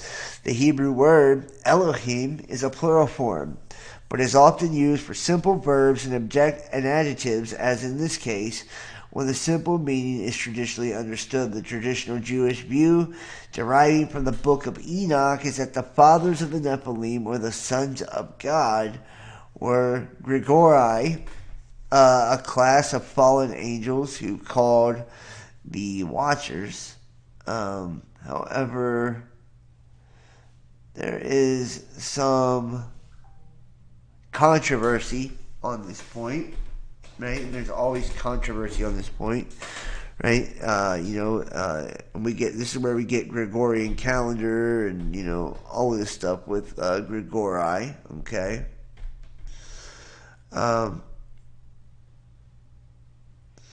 No, I have never read the Celestine Prophecy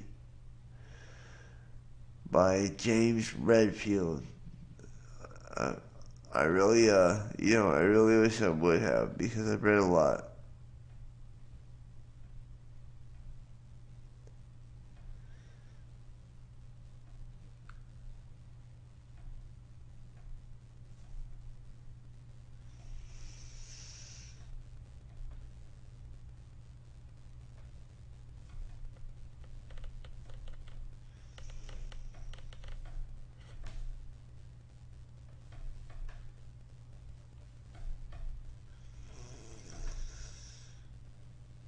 So let's move forward here. Sumerian Kings list. Ancient manuscripts originally recorded in Sumerian language. And hold on, before we do this too, I want to jump over here. To something. We've got quite a few cool things here I want to show. We're going to look at some of the specific characters before we actually go deeper into a lot of this too, guys. So let's I don't know if I got the video to even play. I don't think I do. Yeah, we're going to start here with Enlil. Okay. And with Enlil, the Mesopotamian deity, and this is where it kind of all starts, kind of looking at, and let me know if you guys can hear me and see me fine too in the chat. Make sure that you're hitting that like for me as well.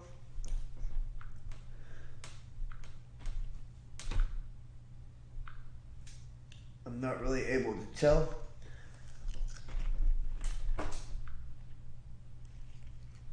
Cool.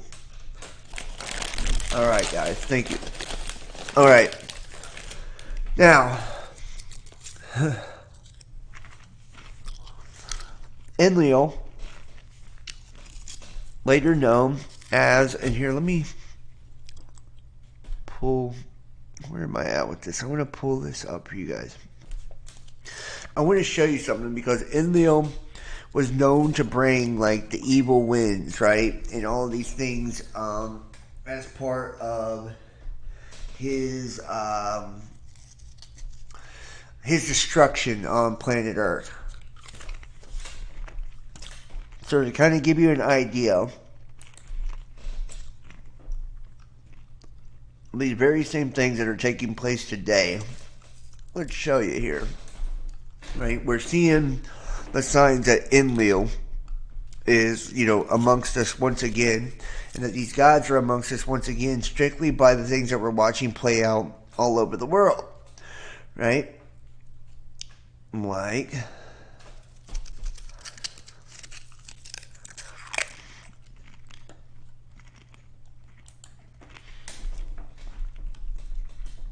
these different catastrophes.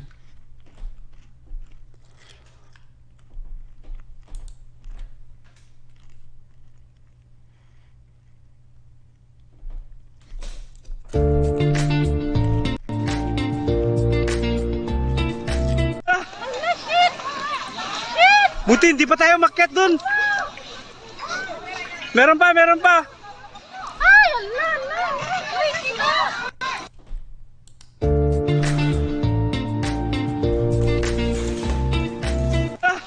Shit. Buti hindi pa tayo makyat dun.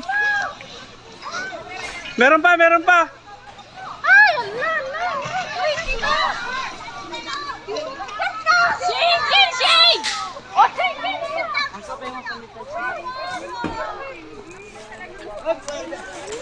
Lakas.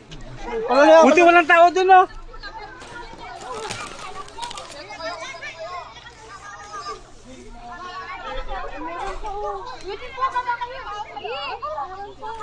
Lakas. Ginid. Oh, pinagpayin, no. O nagpiksa. Ginid. Tatlo ang amin nun eh. Oh, naging ginid. Ginid. Pinagpayin. Ginid.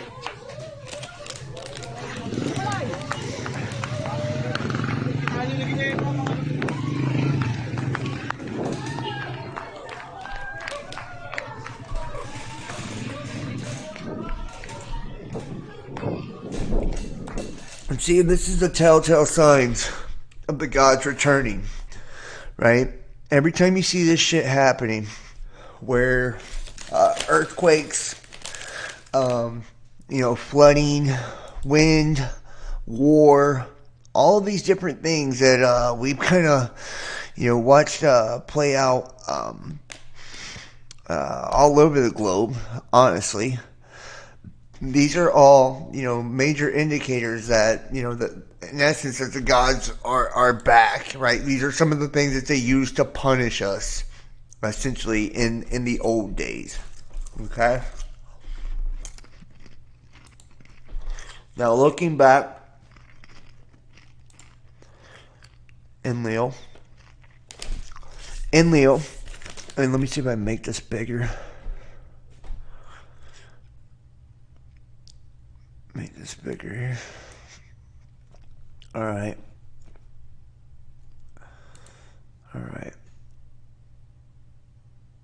See if I can make this bigger. Everybody hit that thumbs up in the chat for me too, please. Alright. There we go. Alright.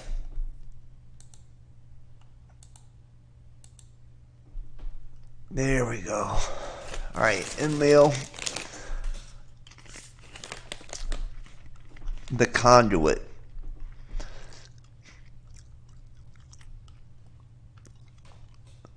And this is a statue of Enlil sitting here. I don't know why he don't have no fucking hands in the statue. That's weird.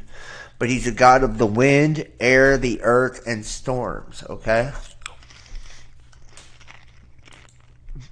The wind, air, earth, and storms.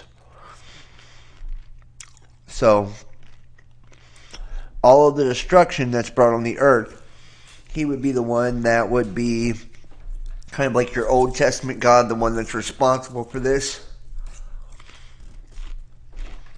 And let's see if we can get this as a PDF too. Mesopotamian god associated with wind, air, earth, and storms. First attested to the chief deity of the Sumerian pantheon, but he was later worshipped by the Akkadians, Babylonians, Assyrians, and Hurrians. Enlil's primary center of worship was Ekur, temple in the city of Nippur, which was believed to have been built by Enlil himself and regarded as the mooring rope of heaven and earth. He is also sometimes referred to in Sumerian texts as Nunamir. According to one Sumerian hymn, Enlil himself was so holy that not even the other gods could look upon him. Enlil rose to prominence during his 24th century BC with the rise in Nippur. His cult fell into decline after Nippur was sacked by the Elamites in 1230 BC, and he was eventually supplanted as a chief god of Mesopotamian pantheon by the Babylonian national god Marduk. Enlil plays a vital role in the creation myth. He separates on heaven from Ki, earth. Remember, Ka and Ba, right? And On and Ki, and Ki being, kind of like equivalent to, your soul, or the key to the bottomless pit, or your undersoul, the underworld, if you will. He also making the world habitable for humans. Sumerian flood myth. Enlil rewards the Asudra with immortality for having survived the flood in the Babylonian flood myth. Enlil, the cause of the flood himself, having sent the flood to exterminate the human race, who made too much noise and prevented him from sleeping. And allegedly, he prevented them from sleeping because they were fucking too much. Right? We were getting so freaky down here on planet Earth because that inky blood was running through us. I guess Enlil just wasn't having it. Maybe Enlil wasn't getting laid and he was jealous. You ever had that one hating ass motherfucker, like you're hanging out with him and You know, everybody's partying, having a good time, you know, and they're the only one not hooking up, and like, I want to go, you know what I mean? Like, this is lame, this is boring, it's like, or, you know, complaining about how loud, you know, someone's having sex or something like that. That's who Enlil reminds me of. He reminds me of that hating ass motherfucker that ain't getting no action, and that's why he wanted to destroy us. Inky was coming down here, and he was on it, right? He's a god of love and light and truth and all that. And he found him two firm-breasted, young, beautiful women dropped down in his space coupe, and, you know, he banged them, you know, impregnated them, and, you know, started making babies, you know. So, of course, there was going to be some animosity between the two brothers. You know, one was doing his thing, and the other one was trying to destroy everybody. So, I mean, of course the Earth women aren't going to want to bang you, bro, if you're trying to kill them, you know? I mean, who knows? I mean, some Earth women are into that. Some Earth women like an abusive-ass motherfucker. So, you know, I guess it's all on what kink you're into or whatever. Nowadays, Enlil would have a lot more luck by being a prick, you know? Matter of fact, Enlil will probably be the number one leading fuckboy when it comes to, you know, dating sites and social media and shit. He'd be trending right now on how much love he'd be getting, you know, as the ultimate deity fuckboy. But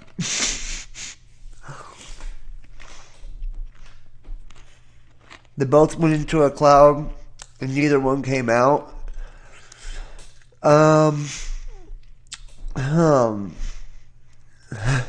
Yeah, well, think about it. I mean, Inky's like kind of like Lucifer. He's like the love. He's of sex and love and all of that. Enlil's a hater, you know. He's the creepy uncle, you know, watching, you know, plotting your demise because he's not getting in on the action too with humanity. You know, and he considered it an abomination to mix the DNA and the genetics of the gods with humans. You know, Inky wanted to give us that enlightenment, give us that, give us that leg up, if you will, in spiritual consciousness, and Enlil just wasn't having it, for real.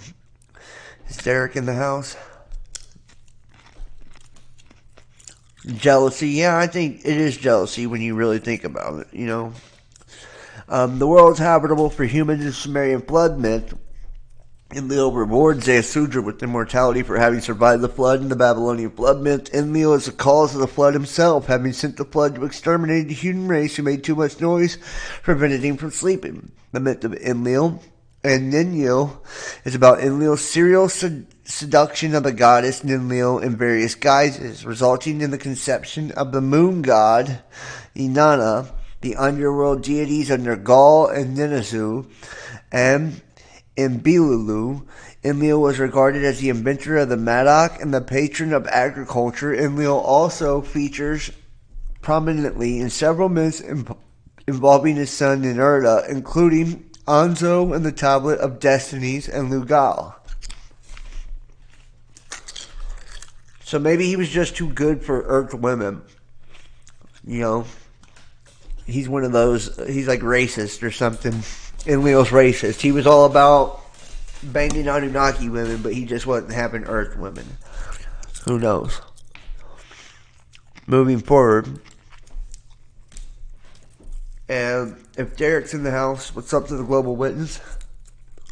Love you, brother. And I appreciate all that you do. Also, Ninurta. Let's see if the god of agriculture, hunting, and war. Okay, and you'll see this a recurring theme. You know, agriculture, fertility. You know, a lot of these four primary gods are always wrapped into one. war being another, you know, Marduk, Enlil, all of that.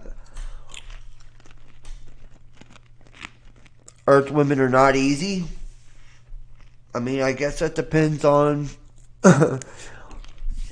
who you ask. I mean, easy as in to deal with? No, they're not. Earth women are some shit. For real. Earth women are some shit, but Earth women are beautiful. If you think about it, even the gods, you know, they wanted the sweet nectar of Eve, you know. They wanted the sweet nectar of those beautiful, firm-breasted Earth women. What was the names that Inky went after? I'm trying to think of their names. The two girls that he went. It wasn't Eve. It'll come to me in a second.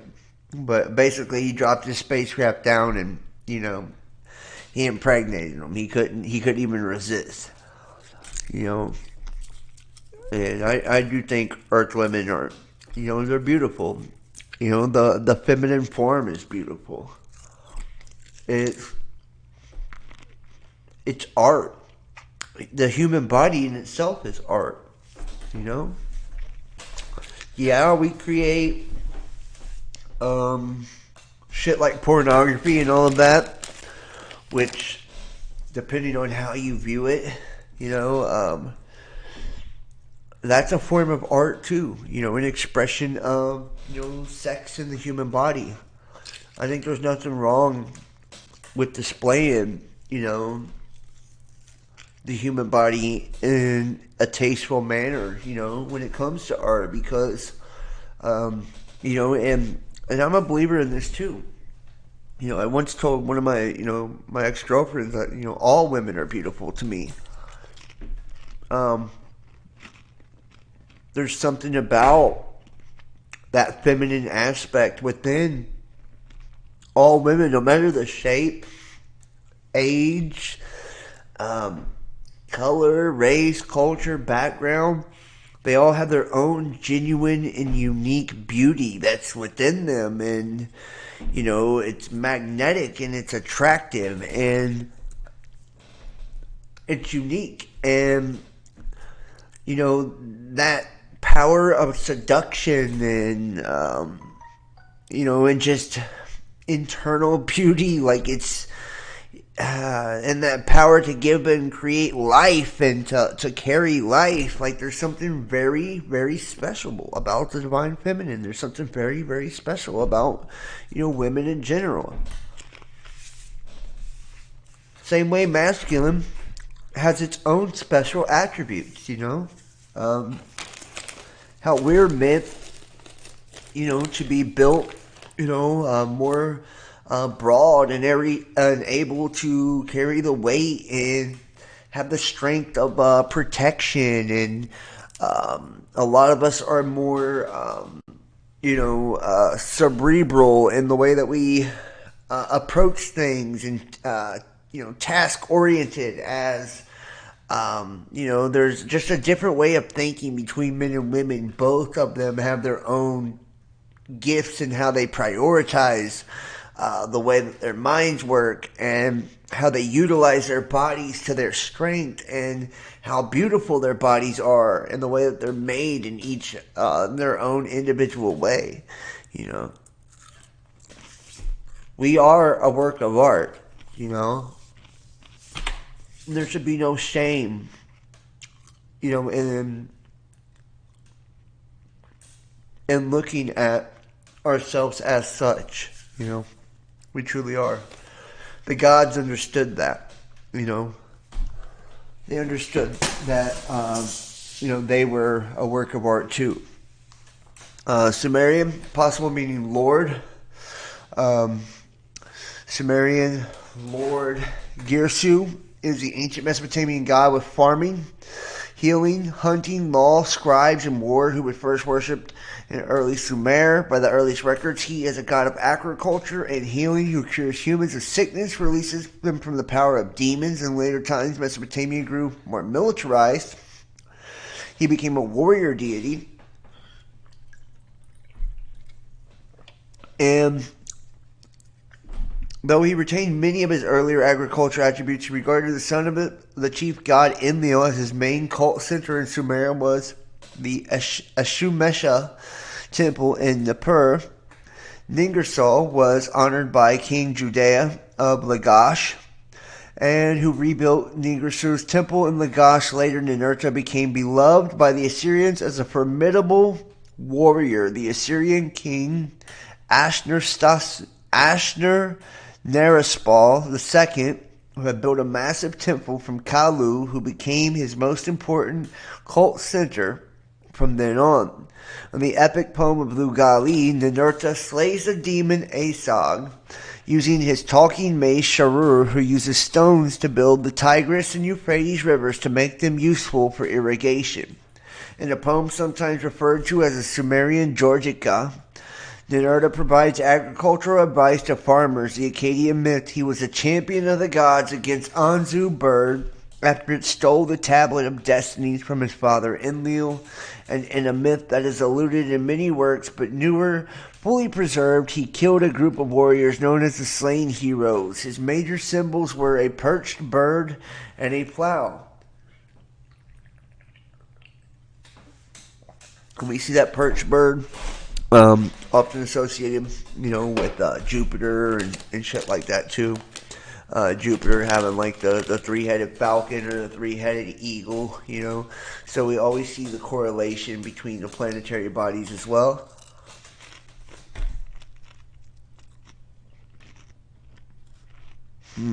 Many odd stuff in the last 2 years. A man plan. Jesus work makes me mad for the next money box. Final countdown. They're bringing it all in, yeah. If we can only see our true selves more clearly, I think that's what we're doing. When we're, discussing history and we're looking back at the mysteries and we're unlocking ancient symbols and understanding all of the sacred sciences and these sacred arts and rituals and practices, this is unlocking aspects of ourselves to where we can truly, finally remember who we are and what lives we've lived and where our place is in all of this and what our true purpose is in all of this. And it takes a lot of us coming together and communicating and working with each other and supporting each other and being committed to finding these things out as well. That's the problem.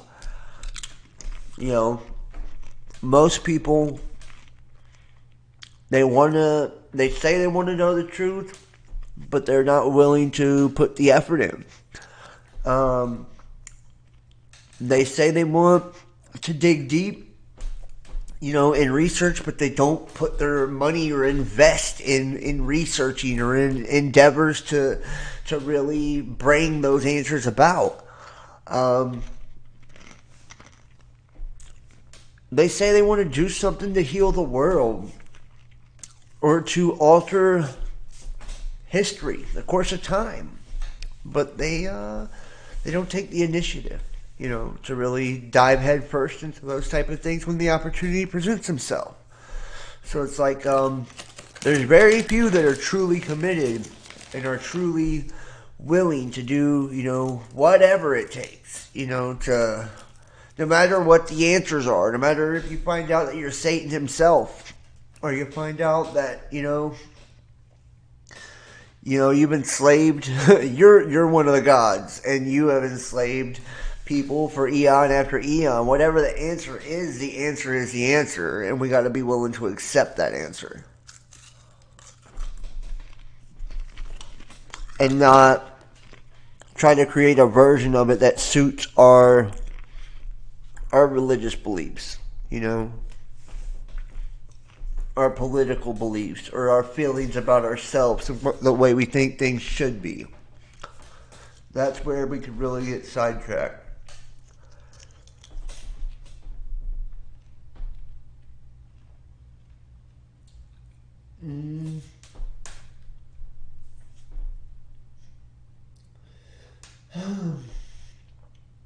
Let's make a video about it. We have another box here, a picture for your YouTube videos called the algorithm. It won't let you say anything. Well, The algorithm has gotten beyond ridiculous, guys. You can't depend on, YouTube to really to do much of anything. That's why it's important to build our own sites, our own communities, That's why it's important to meet and gather together. That's why it's important to create our own clubs, our own memberships, our own groups. That's the time we're at now. Our own communities, our own camping trips, our own all of this. And people, we'll see if people are there yet. I really hope they are, because these have been ideas I've had for years, and I've yet to see people really get on board and put their money where their mouth is, put their energy where their mouth is, or put their time and effort where their mouth is on this stuff. Very few are like you guys, is all I'm saying. But if we could show people, the people like yourself that are dedicated to this, if we could show them the benefits, of illumination, of enlightenment, and how it can affect your life in such a magical way and open opportunities up for you that were never there before, and attract love in your life, that's truly meant for you, and just bring abundance and abundance and wisdom and knowledge and all of the things that you seek and desire, if you're truly in alignment and with your highest good and on that path. Many, many more would want to be a part of that. We have to display it, though. We have to prove it. We have to show it by our actions, by our unity, by our community, and by the way we take care of each other. That shows it. You see here, Nibiru, a sign of Nibiru is a planet across, or cuneiform sign across, or various winged discs. The Sumerian culture was located in the fertile lands of the Euphrates and Tigris River. Due to its opposition to the phrase Ibiru, when used to cross, Landsberger and Kinnear Wilson suggest that it refers to a stationary point in the heavens, or a reconstruction of Tablet 5 of the Enuma Elish. And the word Nibiri, or Nibiru, and Nibinana is translated as a pole star. The author adds that the footnotes apply to Marduk, and there's no question that in this late period, Nibiru's planet, whether Jupiter or Mercury, or however referenced in the translation of Tablet 5, pole star is used. And you can see there's your depiction of the 12 planets, a mean of the 12 planets. The asteroid belt and the inner planets: Sun, Mercury, Venus, Earth, Luna, and Mars. And the outer planets, right? Jupiter, Saturn, Uranus, Neptune, Pluto, and Nibiru allegedly being that 12. I think, Jupiter and Saturn, could possibly be, Inky and Enlil, and be a part of the whole Nibiru,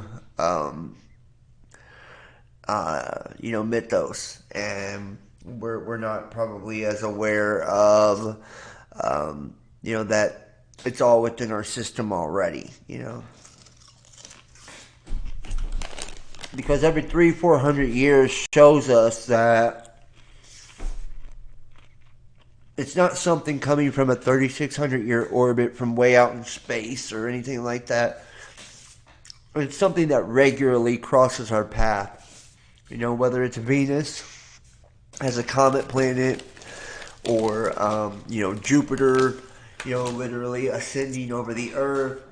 However this kind of happens, it's something very regular, and I believe it's already within our system. And the ancient Babylonians, Nibiru was known as Jupiter, and Jupiter definitely fits the description in a lot of ways. Just saying. And if you see here, is the physics and metaphysics, and there's a lot of links to websites here referring to Nibiru.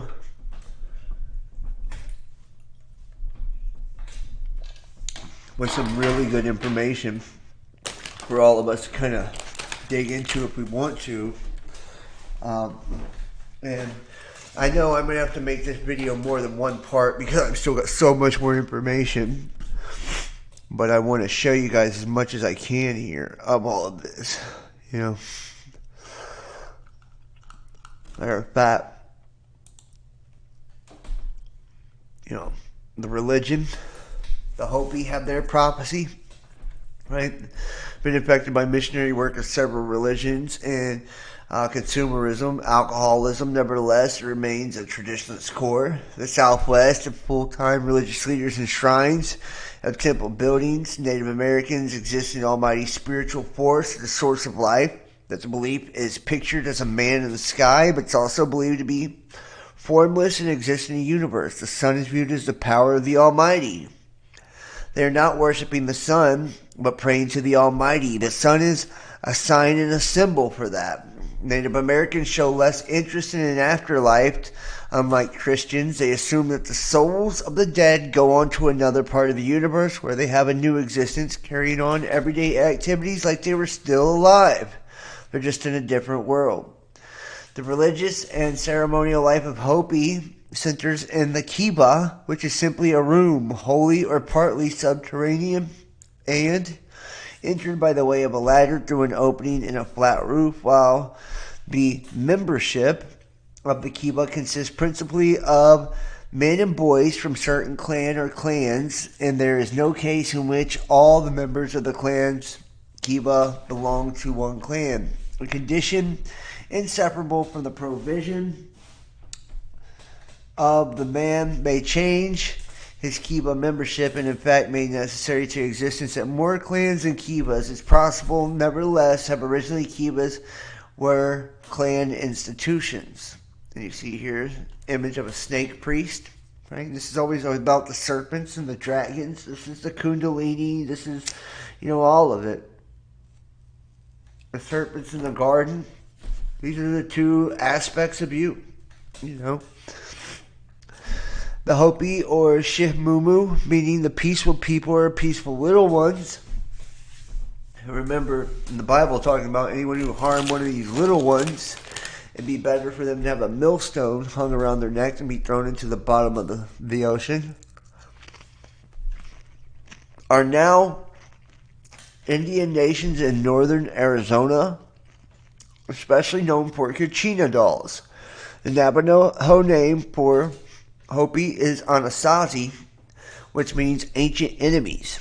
Hopis are very peaceful, and those whose reservation lay somewhat in the center of the Navajo nation, although coexist because of their geography, and their relationship is somewhat strained because of their tribal histories.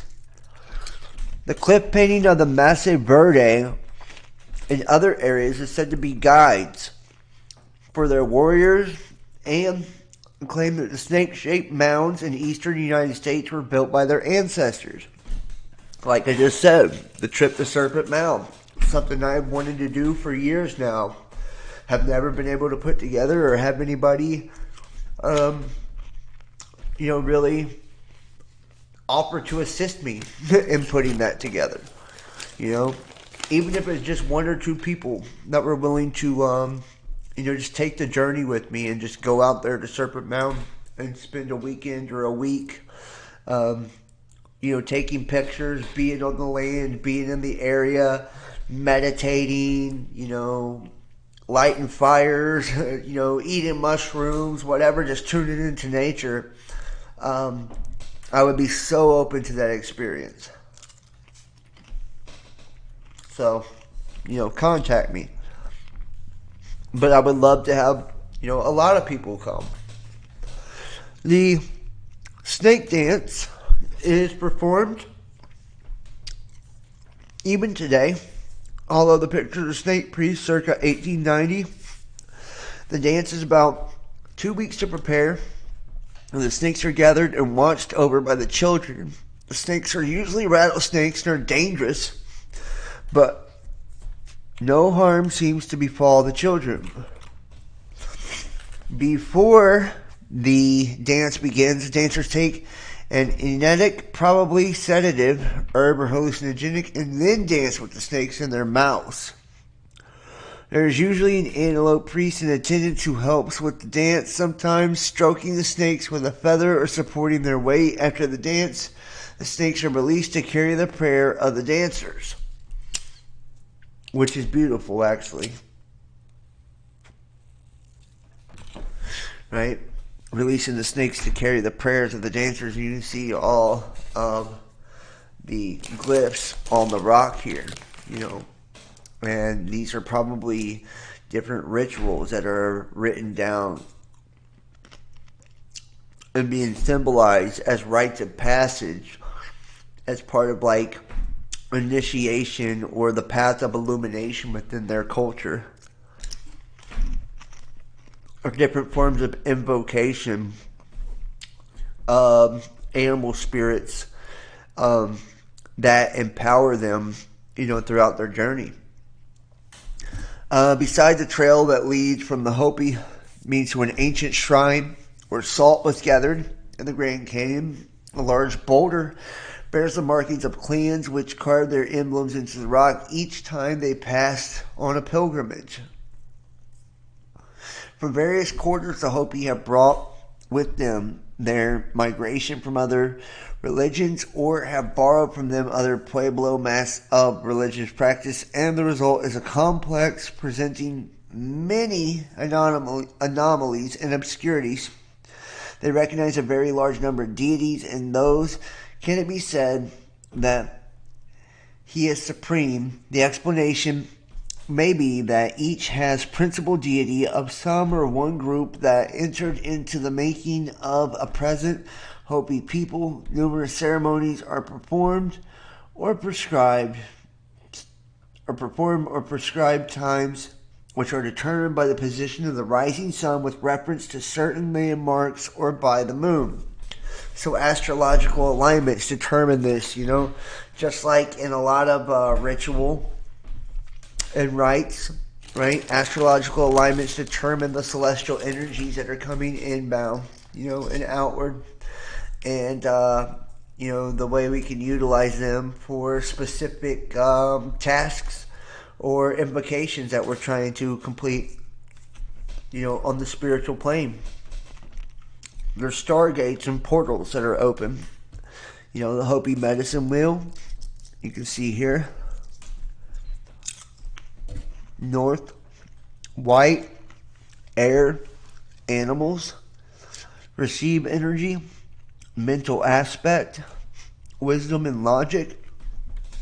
The east is yellow, sun, fire, determined energy, spiritual aspect, illumination and enlightening. The south is red, that's water. Plants gives energy, emotional aspect, trust and innocence. And west is black, earth, physical, holds energy, physical aspect, introspection and insight. And the center, learning, self-balance, beauty and harmony, which is, you know, green there, which represents life as well.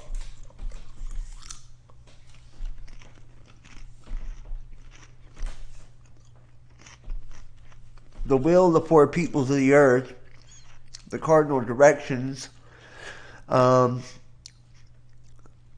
white-skinned people, the color of the white in the north, plants and animals, children. And look, and this is the prince of the power of the air and shit too. So think about this too, the Aryan race, right?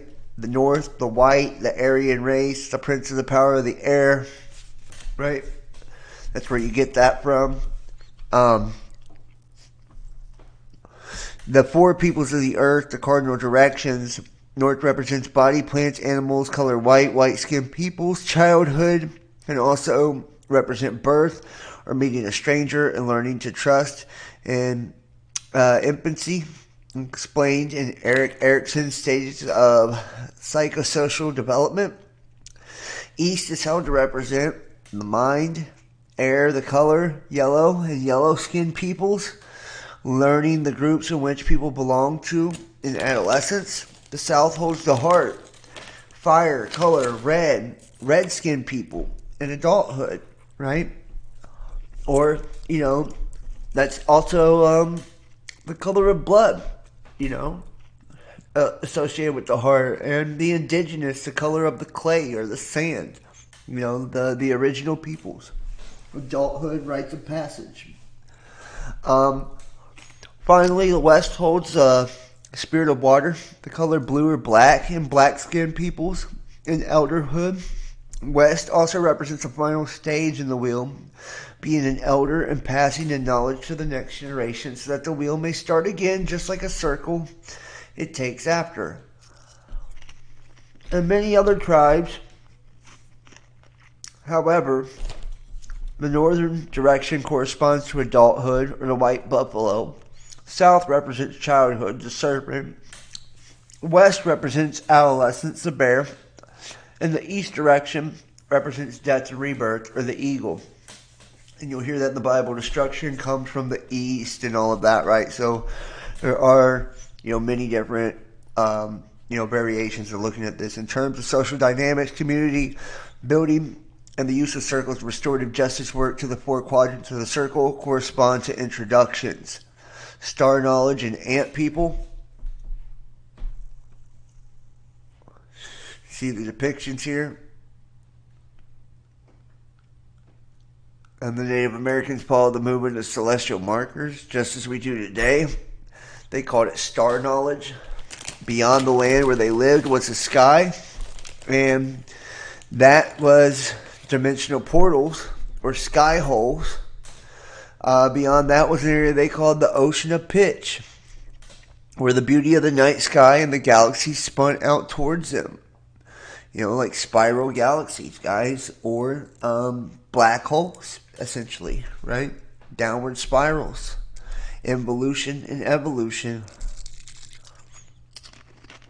Beyond that were the boundaries of the universe that set along the rim of the boundaries of the universe were four different extraterrestrial groups. The Hopi called them the Pleiadians, the Chuchukan, meaning those who cling together. They considered themselves the descendants of the Pleiadians.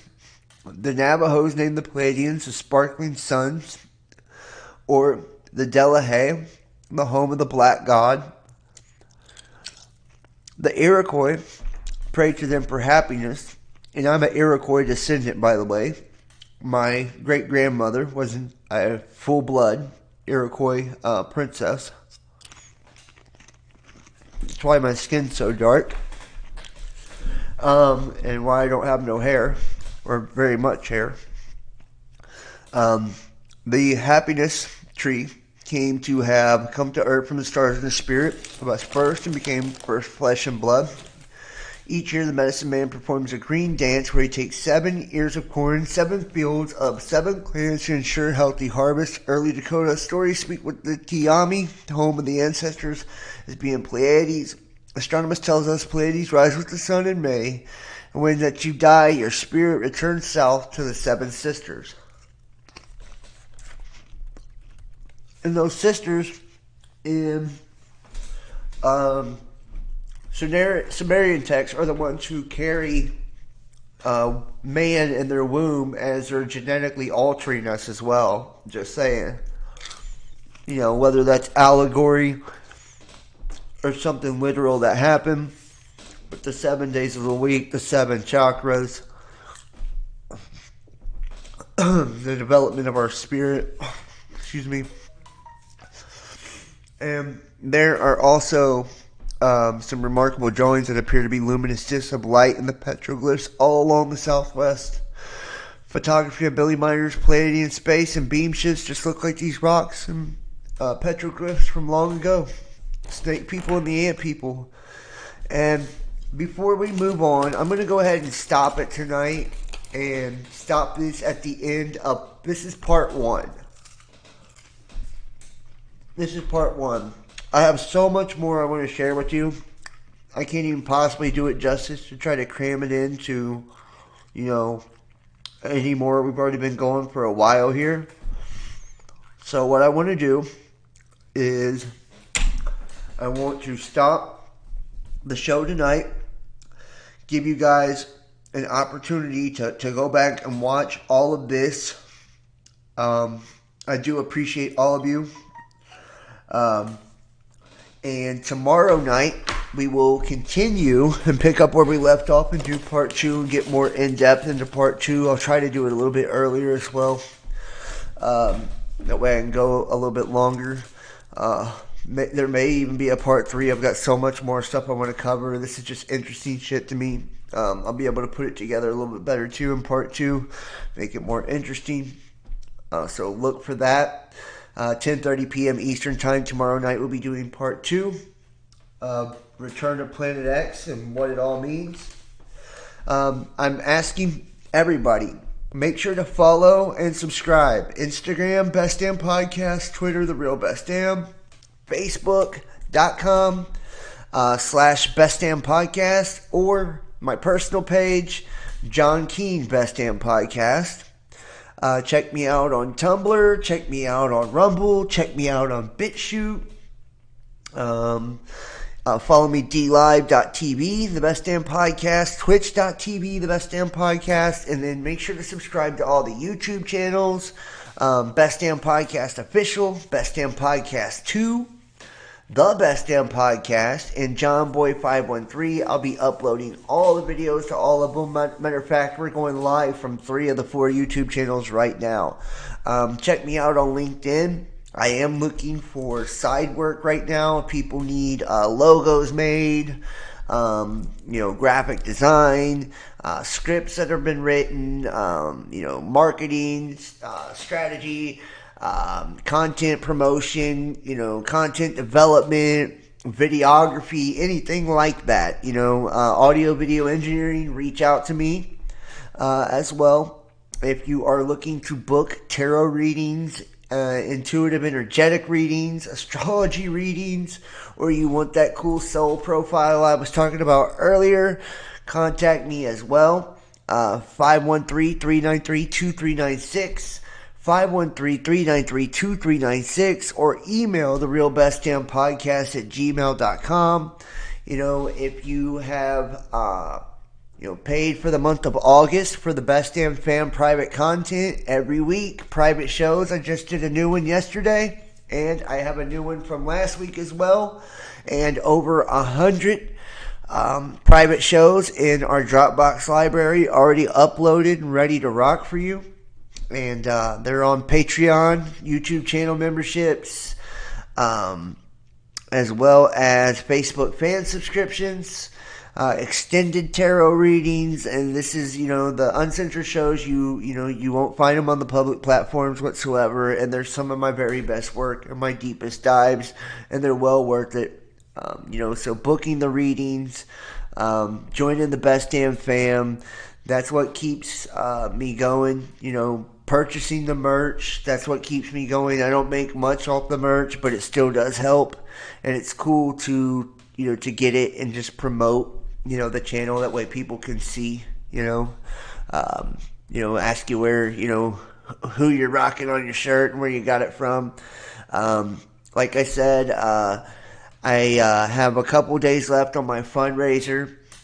I'm calling on all of you guys, man, from the bottom of my heart, to please help me achieve my goals. I really, really do have a deep, deep passion and a deep, deep drive to make some things come to fruition, to make some things happen. I'm trying to raise at least $1,500 as part of the goal to relocate and get myself in a stable situation. I'm not in a very healthy spot. If you can't tell, recently, a lot of days I'm hit or miss, and I'm not doing too well sometimes, and it's really just because where I'm at. I'm in a toxic situation, and I'm not able to really get, the love and the care that I need. So I need your help, guys, to kind of get out of this spot, if you can help me. And that's what will also help keep, like right now, we've got major overhead costs when it comes to paying the restreams and the Streamlabs and all the different things that it costs to, stream on all these platforms and use all the software and the programs. We need, donations to be able to pay those things. That way we can continue to pump out content and to do it the right way. To pay for the websites and the domains and all of it. I need, and I need help on the medical front too. I've got some really nasty spider bites, and I need to get some prescription filled, and bandages and medications and things like that to just really take care of it. I would rather not lose my finger or my hand. I did go to ER and I got the treatment, but it's just pathetic the way that they treat you in those places. And I can't afford to go see a specialist. I don't have insurance right now. I can't afford my medications. I don't have insurance right now. So I really need help with that. So if you guys could, that would help me out a lot. I need about $200 and something, about $250 for the medications, and another $200 to go to see a specialist on my hand to see if I need a surgery or anything like that for it. So I would appreciate it if anybody would be kind enough to help me in that department too. YouTube does not give health insurance, so I am trying to apply for new state health insurance, but when I moved from Maryland to Ohio, I lost mine, and it could take weeks, for me to get new insurance. And I've got a fever. I'm actually surprised I'm even feeling good enough today to even do a video, but I'm trying to drink fluids. I'm trying to stay healthy, stay positive, keep a positive mindset. And, God tells us to ask and we shall receive. And that's what I'm doing. I'm asking and doing it in faith that I will receive all that I need. And I know that the masters, spirit, our spirit family, those that are watching, I've gotten the message that if I put it out there that, I'll get what I need, and that there are people out there that are watching out for me, and that, will, take care of me, and that they appreciate what I do. I'm putting in all my energy and my love and effort into this every day, and I'm trying to come correct, and really do this the right way. This week there'll be a new astrology video for the month of August. I'll be uploading the extended tarot readings for the month of August onto Patreon and YouTube channel memberships as well. You'll also be able to purchase them separately once they're uploaded. If you don't want to do a monthly pledge on Patreon, and YouTube channel memberships, you can join the Best Damn Fam, $35 a month, or, through PayPal, Venmo, or Cash App. But everybody who donates gets to watch the Discord shows live. Even if you can only donate $5, $10, you'll still get to watch all of them all month just for supporting, because that's how I like to do it. In Patreon, you get new free merch item every 3 months, plus, discounts and all types of cool stuff. So it's really cool. So, I put a million different avenues out there to try to help things take off in a positive direction, and I'm putting myself out there and saying, hey guys, I need help with, people with web design, graphic design, co-hosting, writing, music, anything you're good at. If you have land and you want to, help set up some type of camping expedition, for all of us to gather and do it like that, some type of venue that way. I'm trying to set up something with Serpent Mound. That's another thing I'm looking to do. I would like to have, get-togethers, just period. If you're in Ohio, local to me, and you would like to meet me. If you're not in Ohio and you just want to meet me, I'm always willing to fly out and meet people all over the place. Right now, I really am trying to make, create stability and set up shop here in Ohio, so I can bring people here to me from now on. That way I ain't got to travel so much and kind of get stranded if things don't work out whenever I go to other places. So I really need all of your guys' help on the financial front, and I need all of your help on the spiritual front too. Pray for me. Pray for protection, abundance, strength, prosperity, wisdom, knowledge. Pray for unity, and just pray for all of us to come together, because I want all of you to be recognized for your gifts and what you contribute and what you bring to the table, because I need you guys big time. This is going to be about us, not just about me. It's time for the pillars in our community to be recognized. It's time for us to create a community to where we can, bring these occult mysteries, this historical knowledge, and all of these ancient truths and just profound wisdom that you cannot find. You can't find this nowhere else. We are the only person who does it. And why in the world, people aren't willing to invest in that, I have no idea. Because it's investing in yourself, number one. And we're looking for investors to expand the business overall. That way we can take it to the next level, or people that interested in partnerships. So I'm looking for a lot of different avenues. I'm open to anything right now. So please reach out, and text. You can even reach out just to text and say hi if you want to hang out, or you want to talk on the phone, or text message me and bullshit about spiritual stuff.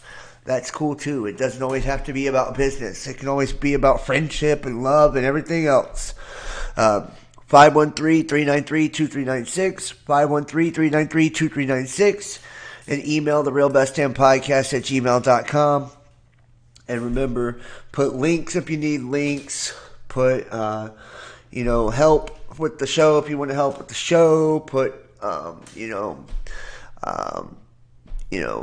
invest if you want to invest, whatever it is, in the header, so I know what we're talking about. And I will get back to you as soon as possible. Thank you so much, guys, for watching me. And all that you do. The links to all the other channels are in the description. And you can donate PayPal, Venmo, Patreon, Cash App, or Facebook Messenger Pay. Remember, Christ is the truth, the way, and the life. God bless you all. I love you. And I will see you next time. Y'all have a wonderful, wonderful week. Peace.